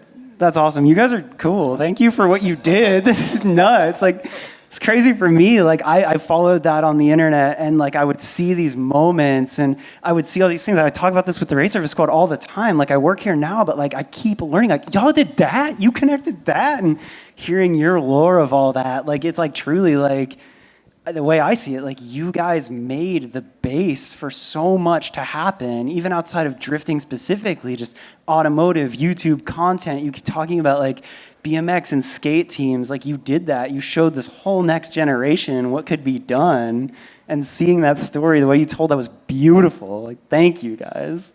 So Thanks, sick. Thank you, man. Yeah, thank you. Damn. That's awesome. Okay. I want to respect everyone's time. That was such a good story. Something that we do here at Night School that I think makes the event so fun is a little field trip where we pop up from the couch and we go look at all these epic cars that you brought, which is pretty cool. You guys down for a little field trip? Explain a little bit of the cars here. I think we have cars here that represent each of you sure. in some kind of a cool way. I think we should cut the zip ties off the hood pins on the RTR and see what's going on under the hood. Yeah, baby. Don't you wish? How about that? Don't you wish? See what's cooking under there. What do you guys think? Do you have a preference of which car we start with? We can go down the line there, or I'll start it. We'll go mild to wild. How about that? All right. Okay. All right.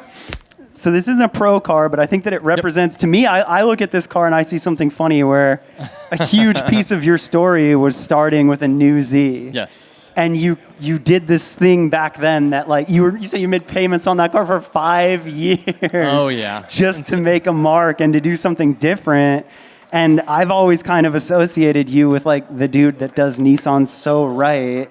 And I remember you brought a new Z to Race Service like pretty early on to that car existing. Yes. So maybe talk about your relationship with Nissan, but like how you have been pretty early on like bringing a real style to these cars and what this specific one represents.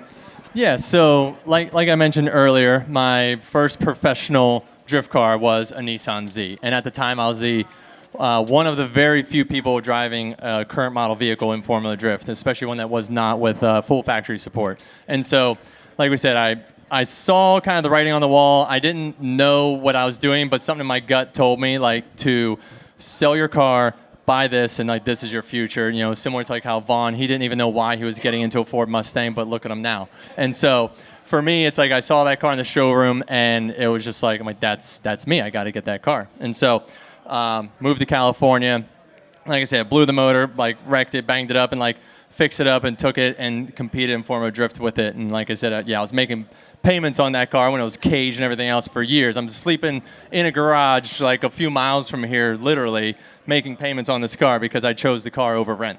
But it worked. So, and it worked. Like, it really was a huge turning point in your career. Yeah, 100%. And so it was, it catapulted me into working with Nissan. I still work with them to this day. It's my longest partner that I have because at that time, you know, they would, you know, give me parts off of their media cars, right? Like, you know, they would wreck cars like out with the journalists, and they'd be like, hey, like take the taillights, take the headlights, the bumpers, and whatever. And so it was like the handshake, hand-me-down parts that was getting me through the seasons. And so as we evolved with Nissan, I've won more championships for Nissan than any other driver in the past 10 years. No and way. So, yeah. And so Dude, they, respect. That's sick. yeah, so Nissan currently, they don't have any other U.S.-based factory teams. And so I'm the representative of Nissan in not only in drifting, but also in off-road. We just came back from a win at Mint 400. Oh, that's right. You were at Mint in the truck. Yeah. We can clap at any time. We need this energy. We need to stay awake. Yes.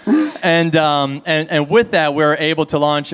Maybe I should have brought my Frontier because we have the Nissan Frontier Forsberg edition. No way. This is the first time Nissan ever put a name to a vehicle, and that was after we got our win down at Nor 500 2 years ago. And so they made a whole edition car similar to like the RTR package. You got wheels, tires, suspension, and like a nice bolt-on package to elevate it to an OEM plus. Wow. And then evolving into the new Z, I was the first person outside of Nissan to receive the new Nissan Z that we built into our Formula Drift car. Wow. Yeah. And so, and then with this car, this is obviously a representation of our race car. It's got the Nismo kit. We got carbon fiber bits. Everybody knows I love the carbon fiber parts. And so I wanted to bring this one up.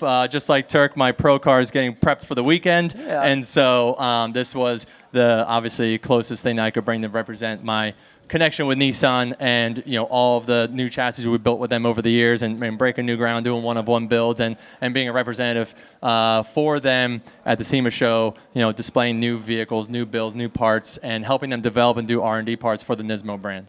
Dude, it's so cool. I mean, like, I'm literally here, like, in this moment, you're saying that to me, and I'm thinking back, like, think to that Forsberg that took that risk, that overextended like crazy to get that Z. It's like, dude, you're talking to me and this entire crowd of people, and you have a Forsberg edition truck. Like, if that doesn't say something about taking that risk and like betting on yourself, like, dude, this represents that to me. That's freaking huge, dude. Yeah, no, thank you. It's like I said, I didn't know what I was doing at the time, but it felt like the right move, and here we are today. So they're a very amazing brand. I've always loved the Nissan brand, and you know, like I said, we were one of the very, very few teams to still and actively and only compete with a Nissan-powered Nissan in Formula Drift. Damn. So.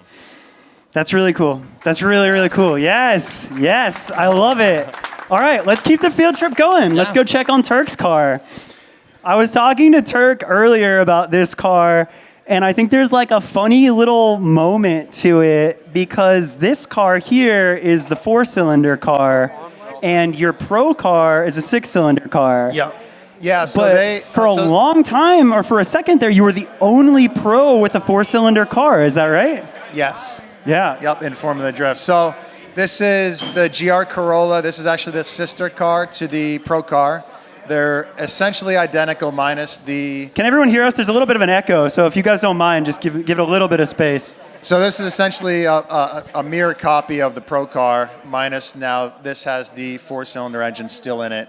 And this 4-cylinder package in this car has been my favorite combination of a competition car I've ever driven in my career. Wow. Absolutely adore and love this setup so much that I wish I still had it today, but no. Well, it's crazy. Like, I talked to you about this, and like, we've spent so much time at Race Service together, and like, I can't drive like this at all. And I ask you about drifting, and you're like, I don't know, man, you just do it. But like, we were looking at this engine bay earlier today, and you were kind of just saying like, just that little bit of difference of weight, like as a pro driver, you feel that so much. And you were saying like, you really had a good balance in the 4-cylinder, and a big challenge for you is competing in the same chassis now with more weight towards the front there. And that's like really just that little bit, that little extra weight is something as a driver that's like a very different thing. Yeah, placing the engine in the correct spot in the engine bay weight-wise is a very important part of the puzzle of building a really good competitive race car in general. And in Formula Drift, the rule book doesn't allow you to move the firewall in order to usually get the best advantage for that. And the 4-cylinder really fits in here perfectly. The inline 6 is still a phenomenal package, and it really does drive well on track, and it gives us more headroom for power on some of the bank tracks, where we're kind of at the limit where we were on power with the 4-cylinder.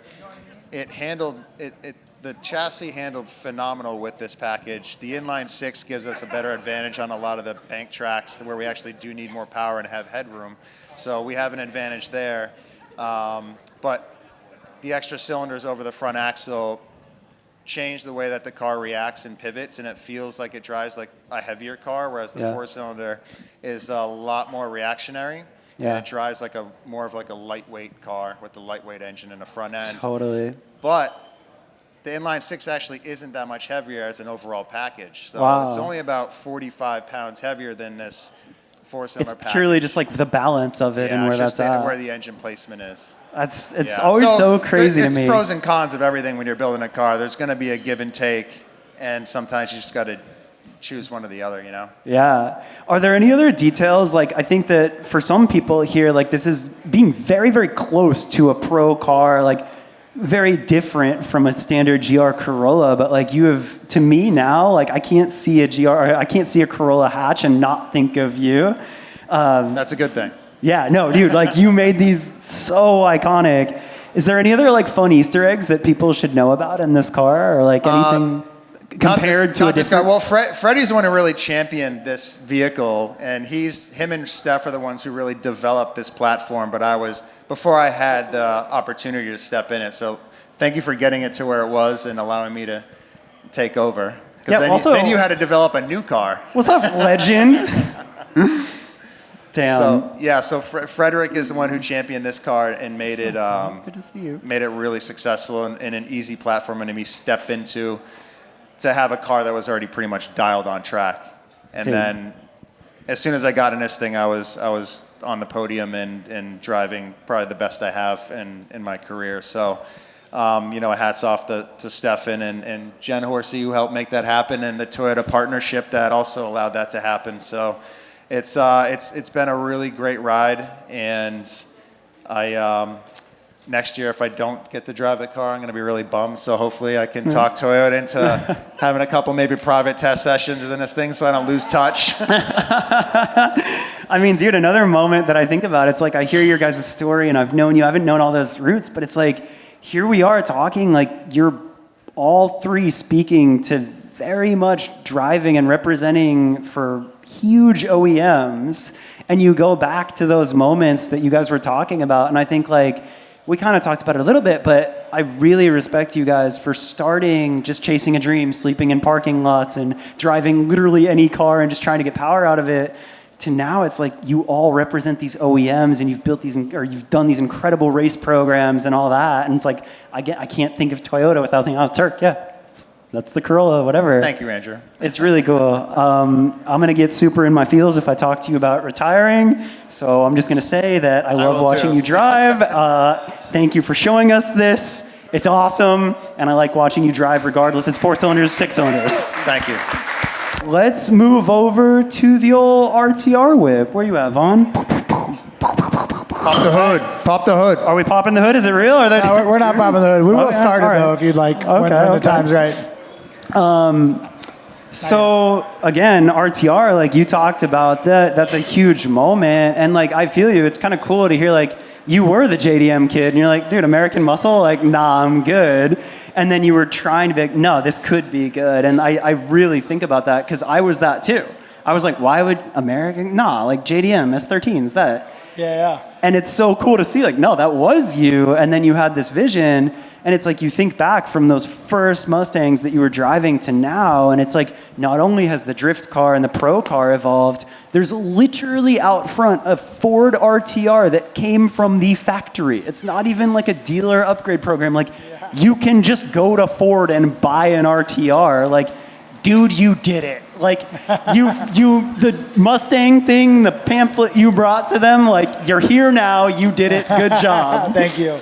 Yeah, no, it's it's a very, very surreal thing. I was just telling some friends, it's like so fun to talk through this because we're all so busy just head down doing the thing. You rarely reflect on it. And yeah, it's an absolute honor. It's a dream. You know, when I started RTR, you know, I mentioned I wanted Ford to build it, and now they are. And so yeah, this is our competition car. This is Ben's car. Ben's in the driver's seat. What's up? This is this is our latest and greatest, right? This is the car that has won 4 of the last 5 championships in Formula Drift. Damn. And it's even better this year than it was last year, and I'm really excited to watch these guys hit the track. Under the hood is a 455 cubic inch racing engine with Pennzoil Ultra Platinum running through every vein of it. It is a absolute unit. It makes anywhere from 1,200 to 1,500 horsepower, depending upon what track we're at. I was gonna ask you that because again, like we're looking at all those photos, 2000, like the early 2000s. You guys are talking about SRs and like just trying to get that last little bit of power. Like, yeah, we're talking about 300 horsepower. that's crazy. Like for you guys, you've been through the sport evolving so much. So a pro car now, like tell me the difference, like the juxtaposition of like that first Mustang that you drove, like 05 to now, like it's so different. Yeah, I actually, we restored my original car and I drove it for the first time maybe like 2 months ago, first time in 15 years. And I cannot believe the things I accomplished in that car. Really? It's like driving a tank. Really? Yeah. Compared to these, like the like as a driver, because like a lot of us Sure. will never drive So a early- pro drift early car. Like on- what does this feel like compared to those early cars? Yeah, this car is trying to kill you. Early on drifting, and still now, grassroots drifting is, having a loose car that's just fun to drive and flowy and literally set the car up to whatever horsepower you have so you can spin the tires, right? It's all about grip to weight to power ratio effectively at the simplest form. But at the pro level, you're trying to extract everything out of the car. As much forward grip, as much side grip, while keeping a balance of being able to be settled and be patient behind a chase car. And so when you pick the throttle up on this car, it drives hard. I mean, in drift, these cars will pull over a G. So it's rear tires spinning, it'll still be a G of lateral force. And I mean, production cars with super sticky tires going in a constant radius, a G is a really good, a good standard. And doing that with the tire spinning just tells you how much grip the car has, which is why it requires so much horsepower. Wow. We can literally, with all this horsepower, you can lock this chassis down to where it doesn't want to drift. Wow. And so, but that's just, that's built into the car because you never know who you're facing and what they're bringing to the track on that weekend. So we need the ability to adapt to whatever's thrown at us. The entire body on this car, so it is a unibody under the composite body. So the body is all carbon, but it is a true production Mustang unibody. We can't do much work to the unibody because of the because of Formula D rules. You're allowed to cut the car just in front of the shock towers to put like some crush structures in, and same in the rear. But the rest of it is, pure Mustang. Subframes are all stock. We're only allowed to move suspension geometry about 2 inches on the subframe side. And other than that, we work the magic all around that stuff. So That's crazy. So thank you for explaining that too. Yeah. It's like, I've always wondered that. Sure. It's crazy to see how much it's evolved from y'all sliding some S13s around. It's absolutely insane. I mean, I literally built my first car in my garage on my back. It had a bolt-in roll cage. Yeah. And you guys pushed the sport forward. You guys were winning like that to this. Like you carried this entire sport up to this moment. Like, it's cool. It's really cool. It is. It is really, really cool. Are we starting it? Are we doing that? You guys want to hear this thing? It is going to be loud. If you're behind it, I would cover your ears. Yeah, it's. I heard it move earlier today. It's no joke. Get ready to cover some ears, but hell yeah.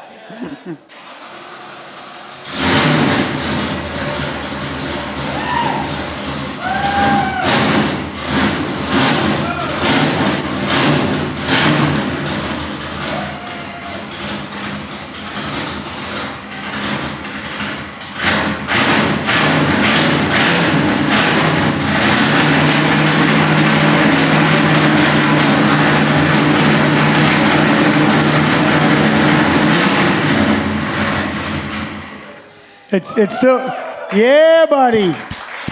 Yeah, it's cold, so we can't get too crazy with it. But Yeah, I was gonna say, you can't be messing it up before you actually race, huh?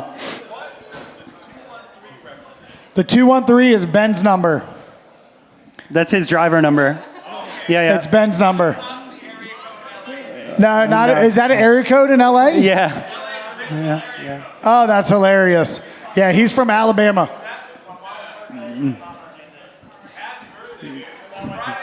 There it is. All right. I think. For those of you who don't know, this is Ben Hobson. Oh Where's yeah, James? it's James Dean, the champ. There's a lot of legends here tonight. Like Osbo is here, Lindsay's here, Jared's here. Like, it's crazy. So I saw sick. Freddie. Where's Freddie? Thanks for coming out, Freddie. That was cool. That was a good surprise. So sick. We typically do questions, but we went over a bit, and I really want to have a moment of, yes, thank you, my guy. Not as loud, though.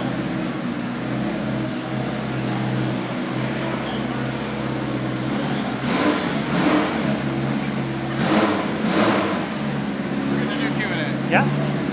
Cool. Yeah, okay, run it. Yeah, whatever.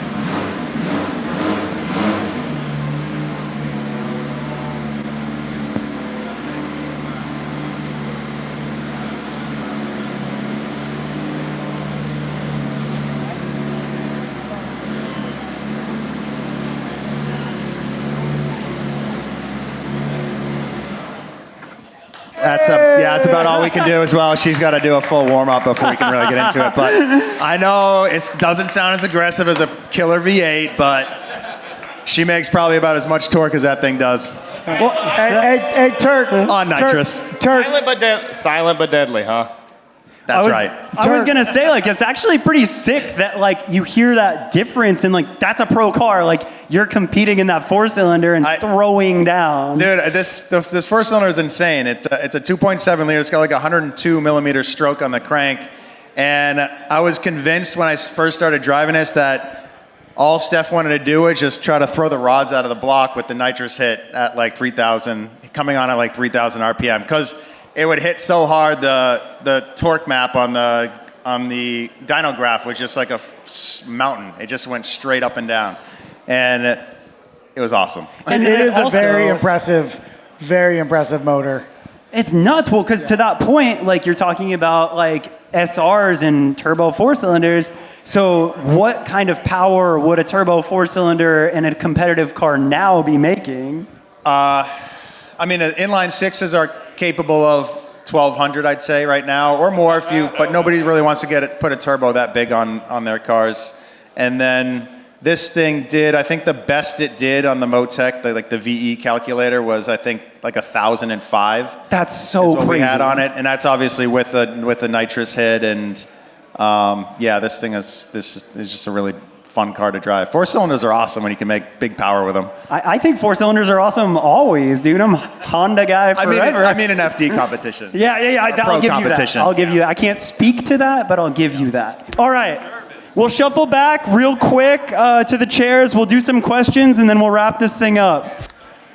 All right, cool. And then Rod, you're floating with the mic. Anybody that has questions, flag. I see one right there. I see one right to your left if you want to fire it off.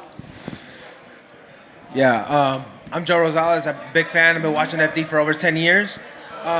Listening to you guys talk about looking up to drifting, when you guys were young, I would like to see you guys acknowledge or address the younger generation now looking at you guys and see the technology that you guys have seen like improve and what like a younger generation should focus on, and maybe any aspects of Formula Drift that has nothing to do with like driving or wrenching, because it's really easy to aspire. I mean, you guys are super inspirational, being drivers and all that. That's awesome. But I've been watching for a long time, and there's so many different like aspects of Formula Drift that have nothing to do with driving and wrenching that have carried it to be what it is now, which I absolutely love. So, I mean, Yeah. Yeah, I mean, it's interesting how you get into drifting now versus like when we were trying to figure it out back then, and that was what was really cool about our little talk, just trying to like recall back to like how we learned about drifting, how we put our cars together and such, and it was a lot of trial and error. And so nowadays, there's obviously two different directions. There's the ability to just be able to go drifting, people that want to get into the sport in itself, and then the steps to go into professional drifting. And so, two-part question. The first part being just able to understand the sport, know about it, and be able to get into a car and go to the track and have fun. And yeah, the accessibility there is huge now because there's so many brands that are building parts for these cars. Bolt on, you can do it in your garage. You can build a drift car in a weekend. Like The amount of events you can go to everywhere. That's what I was going to say as well. Yeah, the amount of tracks that now allow drifting, and all the experienced drivers as well. So just that infinite knowledge. When you go to the track, there's going to be dozens of people there that are always happy to lend you a tip, right? If you just go up and ask them kindly, versus like should we floor it more? Like I don't know. And so, and then in the professional aspect, it's once again there are now tiers. So in the early years, like we were saying, like if you just had a car and showed up to FD, like you could enter, and so that was kind of Wild West in itself. But then now you have local grassroots competitions, you have your pro-am licensing events, and then pro spec, and so there's definitely like a tiering process. So as long as you invest in yourself and put in the time and have the talent, you can move through the ranks rather quickly. We've seen many drivers do that. Ben Hobson right there, my baby, yeah, there you are, bud. He was one of the guys himself. Like showed up, did well, went to pro spec, crushed it, and now he's driving an RTR. So like there's definitely the stepping stones are in place nowadays. Yeah, there's a bigger pathway, and also there's so many platforms to make a name for yourself, and with all the social media these days, it's just everything is just so much different. And I'm not going to say it's easier. It's just it's more attainable, and it is easier in some ways because there's so many different chassis now available to build into drift cars with so many available parts that are catered towards drifting. So in a lot of ways, there's like less of a barrier of entry, because back then for us, it was like you're developing basically every car, every chassis we were that we were literally driving building back our then. own angle kits. Yeah, and it was all trial by fire, and a lot of times it worked out, and a lot of times it didn't. Yeah, I mean, it's easier in that aspect, but it's also harder because it's also saturated. Because everybody now has a camera on their phone. Everyone wants to be an influencer. And I think the first thing I would share is like, don't get into the drifting or any sport because you want to be a pro. Get into it because you love the culture, because you love what it's about. You love working on your car, because those are all things that like the money is not going to buy. Like this is not one of those things. I don't think any professional motorsport is something that you can fake. You live it, like it is you, because the things that you'll have to do to get to where you might think you want to be is impossible for us to share with you, but there's a lot of trials, tribulations, struggles, compromises. And so you really need to just, my advice for the person that's looking at us and like, oh, I want to go drifting, like go drifting. Go have fun, do it within your means, and see where it takes you. And if you love it and it is for you, you will know that and keep chasing it. As far as the opportunities in the sport, you're right. There is a ton that makes it go round. Some are more sexy than others.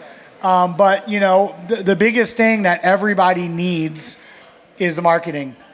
And everybody needs a brand. Right behind every one of us is a brand that's been created, or in front of us, if you will. And so marketing, design, the car's got to look good.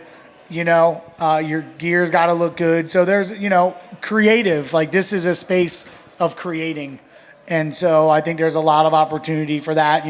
Partners that you get with, understanding the business, understanding the market, being able to help them be relevant with their brand in the space, right? Like, having as a driver, having a marketing team that can help not only you and your team, but also the partners that you have create the relevancy. So there's a ton of opportunity, inside of it if you're not a driver. That's good stuff, guys. Rod, what do you? Oh yeah, it's right. Hey guys, Zach Jobson, big fan. So when we were putting together that video you guys watched, we were going through everything. I had an idea that came to mind, and I asked Ryan, and he didn't exactly know the answer. The Drift Alliance logo. Where did the inspiration come from the logo, and do you guys remember who made it? So I do not know who made it. It was like Tony's got it was a friend of a friend, I think like Jared was talking about this. I feel like Jared. Oh my God! Jared knows. Jared knows. Yeah, I think it was Jared's friend that knows. Jared. Give that man a mic. Jared. We got to get him over there. Jared, who made the DA logo? He's coming quick. Do you remember who did the Solve DA the logo? mystery, please. So the story is that Tony Angelo lived with my wife and I. We got married. And Tony Angelo told me about ECDA, as you described earlier, Chris. But my buddy Chuck Adami, who worked at K-Rock, KROQ 106.7 here in LA, did the original DA logo. No way. Yeah. I never knew that. Yeah. What's that? Like it was a friend of a friend. I thought it was designed by an one friend East is Coast Jared. guy on the East Coast. Not at all, brother. West Coast, baby. Come on. And he's Because you gotta get that East Coast the fuck out of get here. the East Coast fuck yourself. So it was literally ECDA. Fucked up, He presented that. And again, the reason I met Tony, the reason I met Chris was through Tony. I read the article in Wired Magazine about these two idiots and Matt Petty, and they drove cross country to D1 at Irwindale. I reached out to Tony via AIM. I said, come live with my wife and I, pro bono. And I said, Bad the only idea. deal is you have to make your bed every day. Yeah, right. There were crusty socks everywhere, but the bed was made. And then he I told love me, socks. and then he told me about ECDA, and I said, drop the EC, let's make it DA. Tony, and my buddy only Chuck. Tony gets called from a random dude. Come live with me, bud.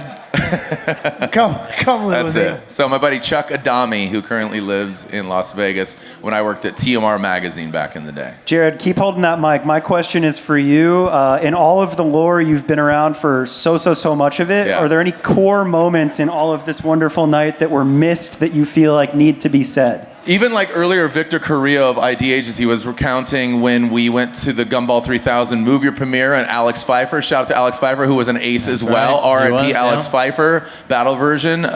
He rode on the windshield on an RX-8 down Sunset Boulevard to Grauman's Chinese Theater. Was it not Dominican, but El Salvador? Where was it that you shot the arrow? They shot your arrow with the car, and Tony threw beans. That was El on Salvador. it? I said no beans. El Salvador. Tony threw a plate of beans. frijoles. No frijoles. Vaughn chipped a tooth. You were driving RTR-X at Barrett Jackson, Orange County. You clutch kicked, and the microphone hit my tooth, and I chipped my tooth. Ryan Tuerck, I don't know, man. Just I have so Remember many. when I had So when we blew the transmission in my truck in 07? I just stayed at your house for like a week. Holy shit. Andy LaPuca turned my living in Arizona, the 110 degree temperature. Yeah. Come downstairs. 110 degrees, the AC was at low. It didn't have a number. And I Like said, a Vegas hotel. And there were like 10 of these sweaty ass dudes at my crib. and You had it a was at beautiful low. house. You had a beautiful house. It was amazing. And yeah, so he turned still it do, low, like, and he was like a back then. penguin encounter. I said, who the fuck did this? And he was like, and he heard my wife and I talking, and somebody, I think Chris and Vaughn, and Andy was the last to get up, and he heard the whole conversation, and he comes downstairs like walk of shame. He's like, it was me.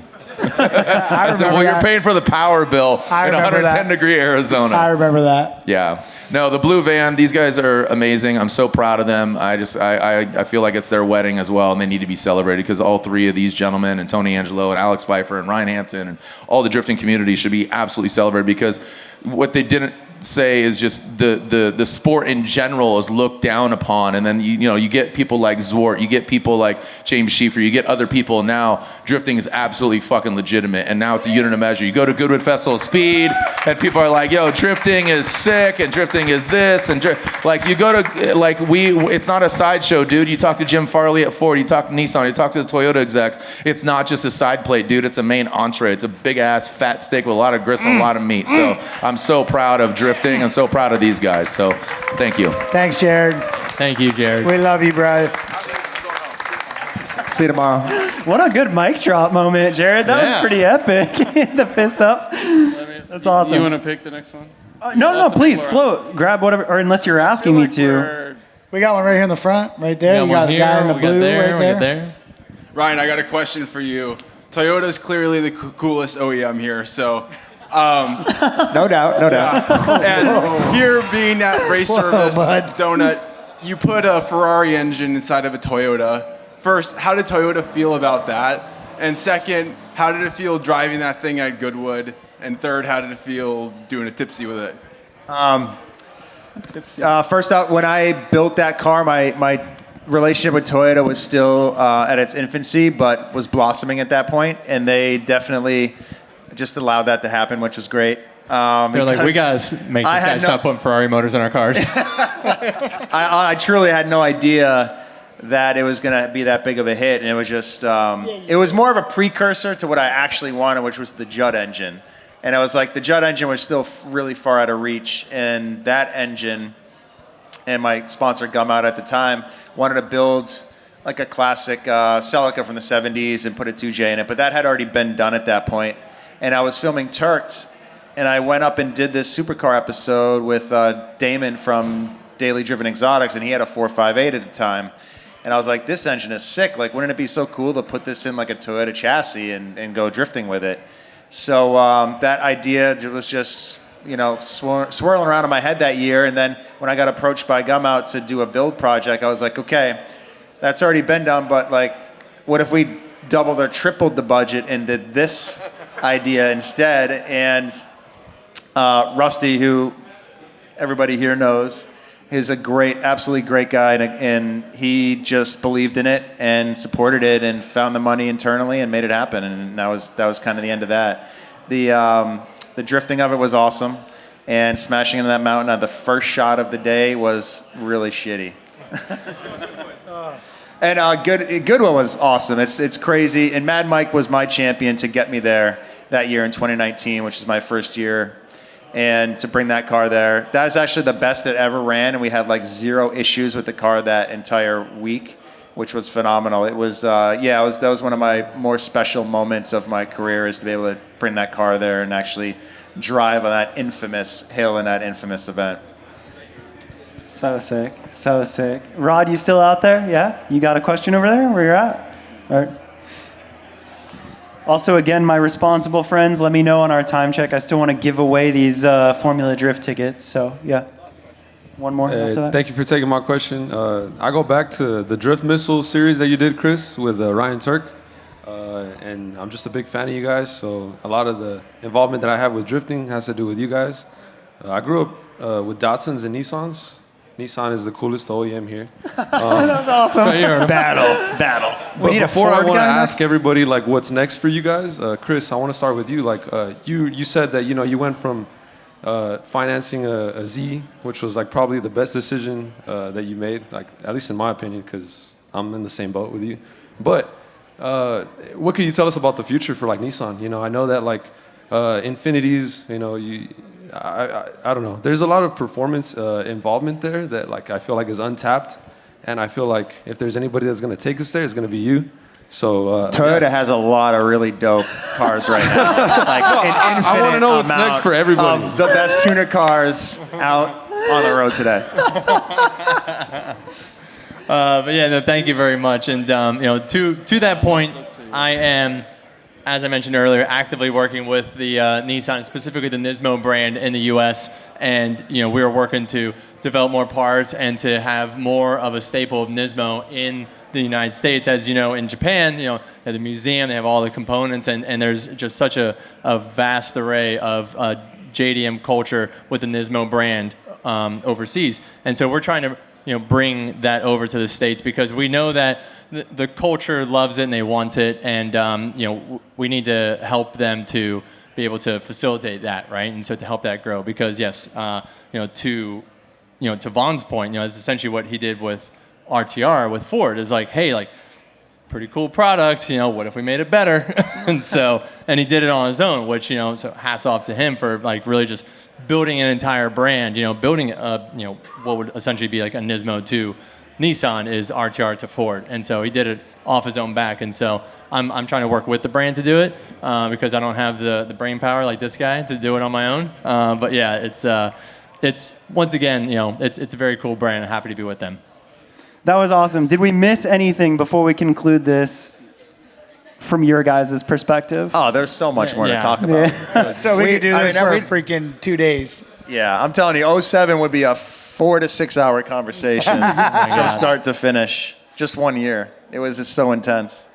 Man, I think it's just so special to have you guys all here. Like we talked to you ahead of this preparing, and you're like, it's been a minute since we've all three sat down together and been able to do something like this. So just to have this little moment in time and to hear these stories and have this, to me, it's so special. Like, thank you guys for being here. Well, thank you guys for doing it. I think it was a great idea, and I'm really pumped that we were all able to make it happen. And, it's as much fun for us, I think, going back into the memory bank as it is maybe for some people to hear some of these stories. It's just, it's been a lot of years, which also stinks because then it feel old. Still 28 years old, ladies and gentlemen. I love it in the brain. That's right. I love that quote that you're saying of your dad. That's so real. Yeah. Thank you guys for real, very, very much. This was cool. Thank you all, Thank you all for coming out to listen. Thank you so much for being here. For the homies on YouTube, that concludes Night School. Thank you for watching. Let us know who you want to see next time. For everyone here, say what up to your homies and get scooting out of here, I guess. Cool. Thank y'all.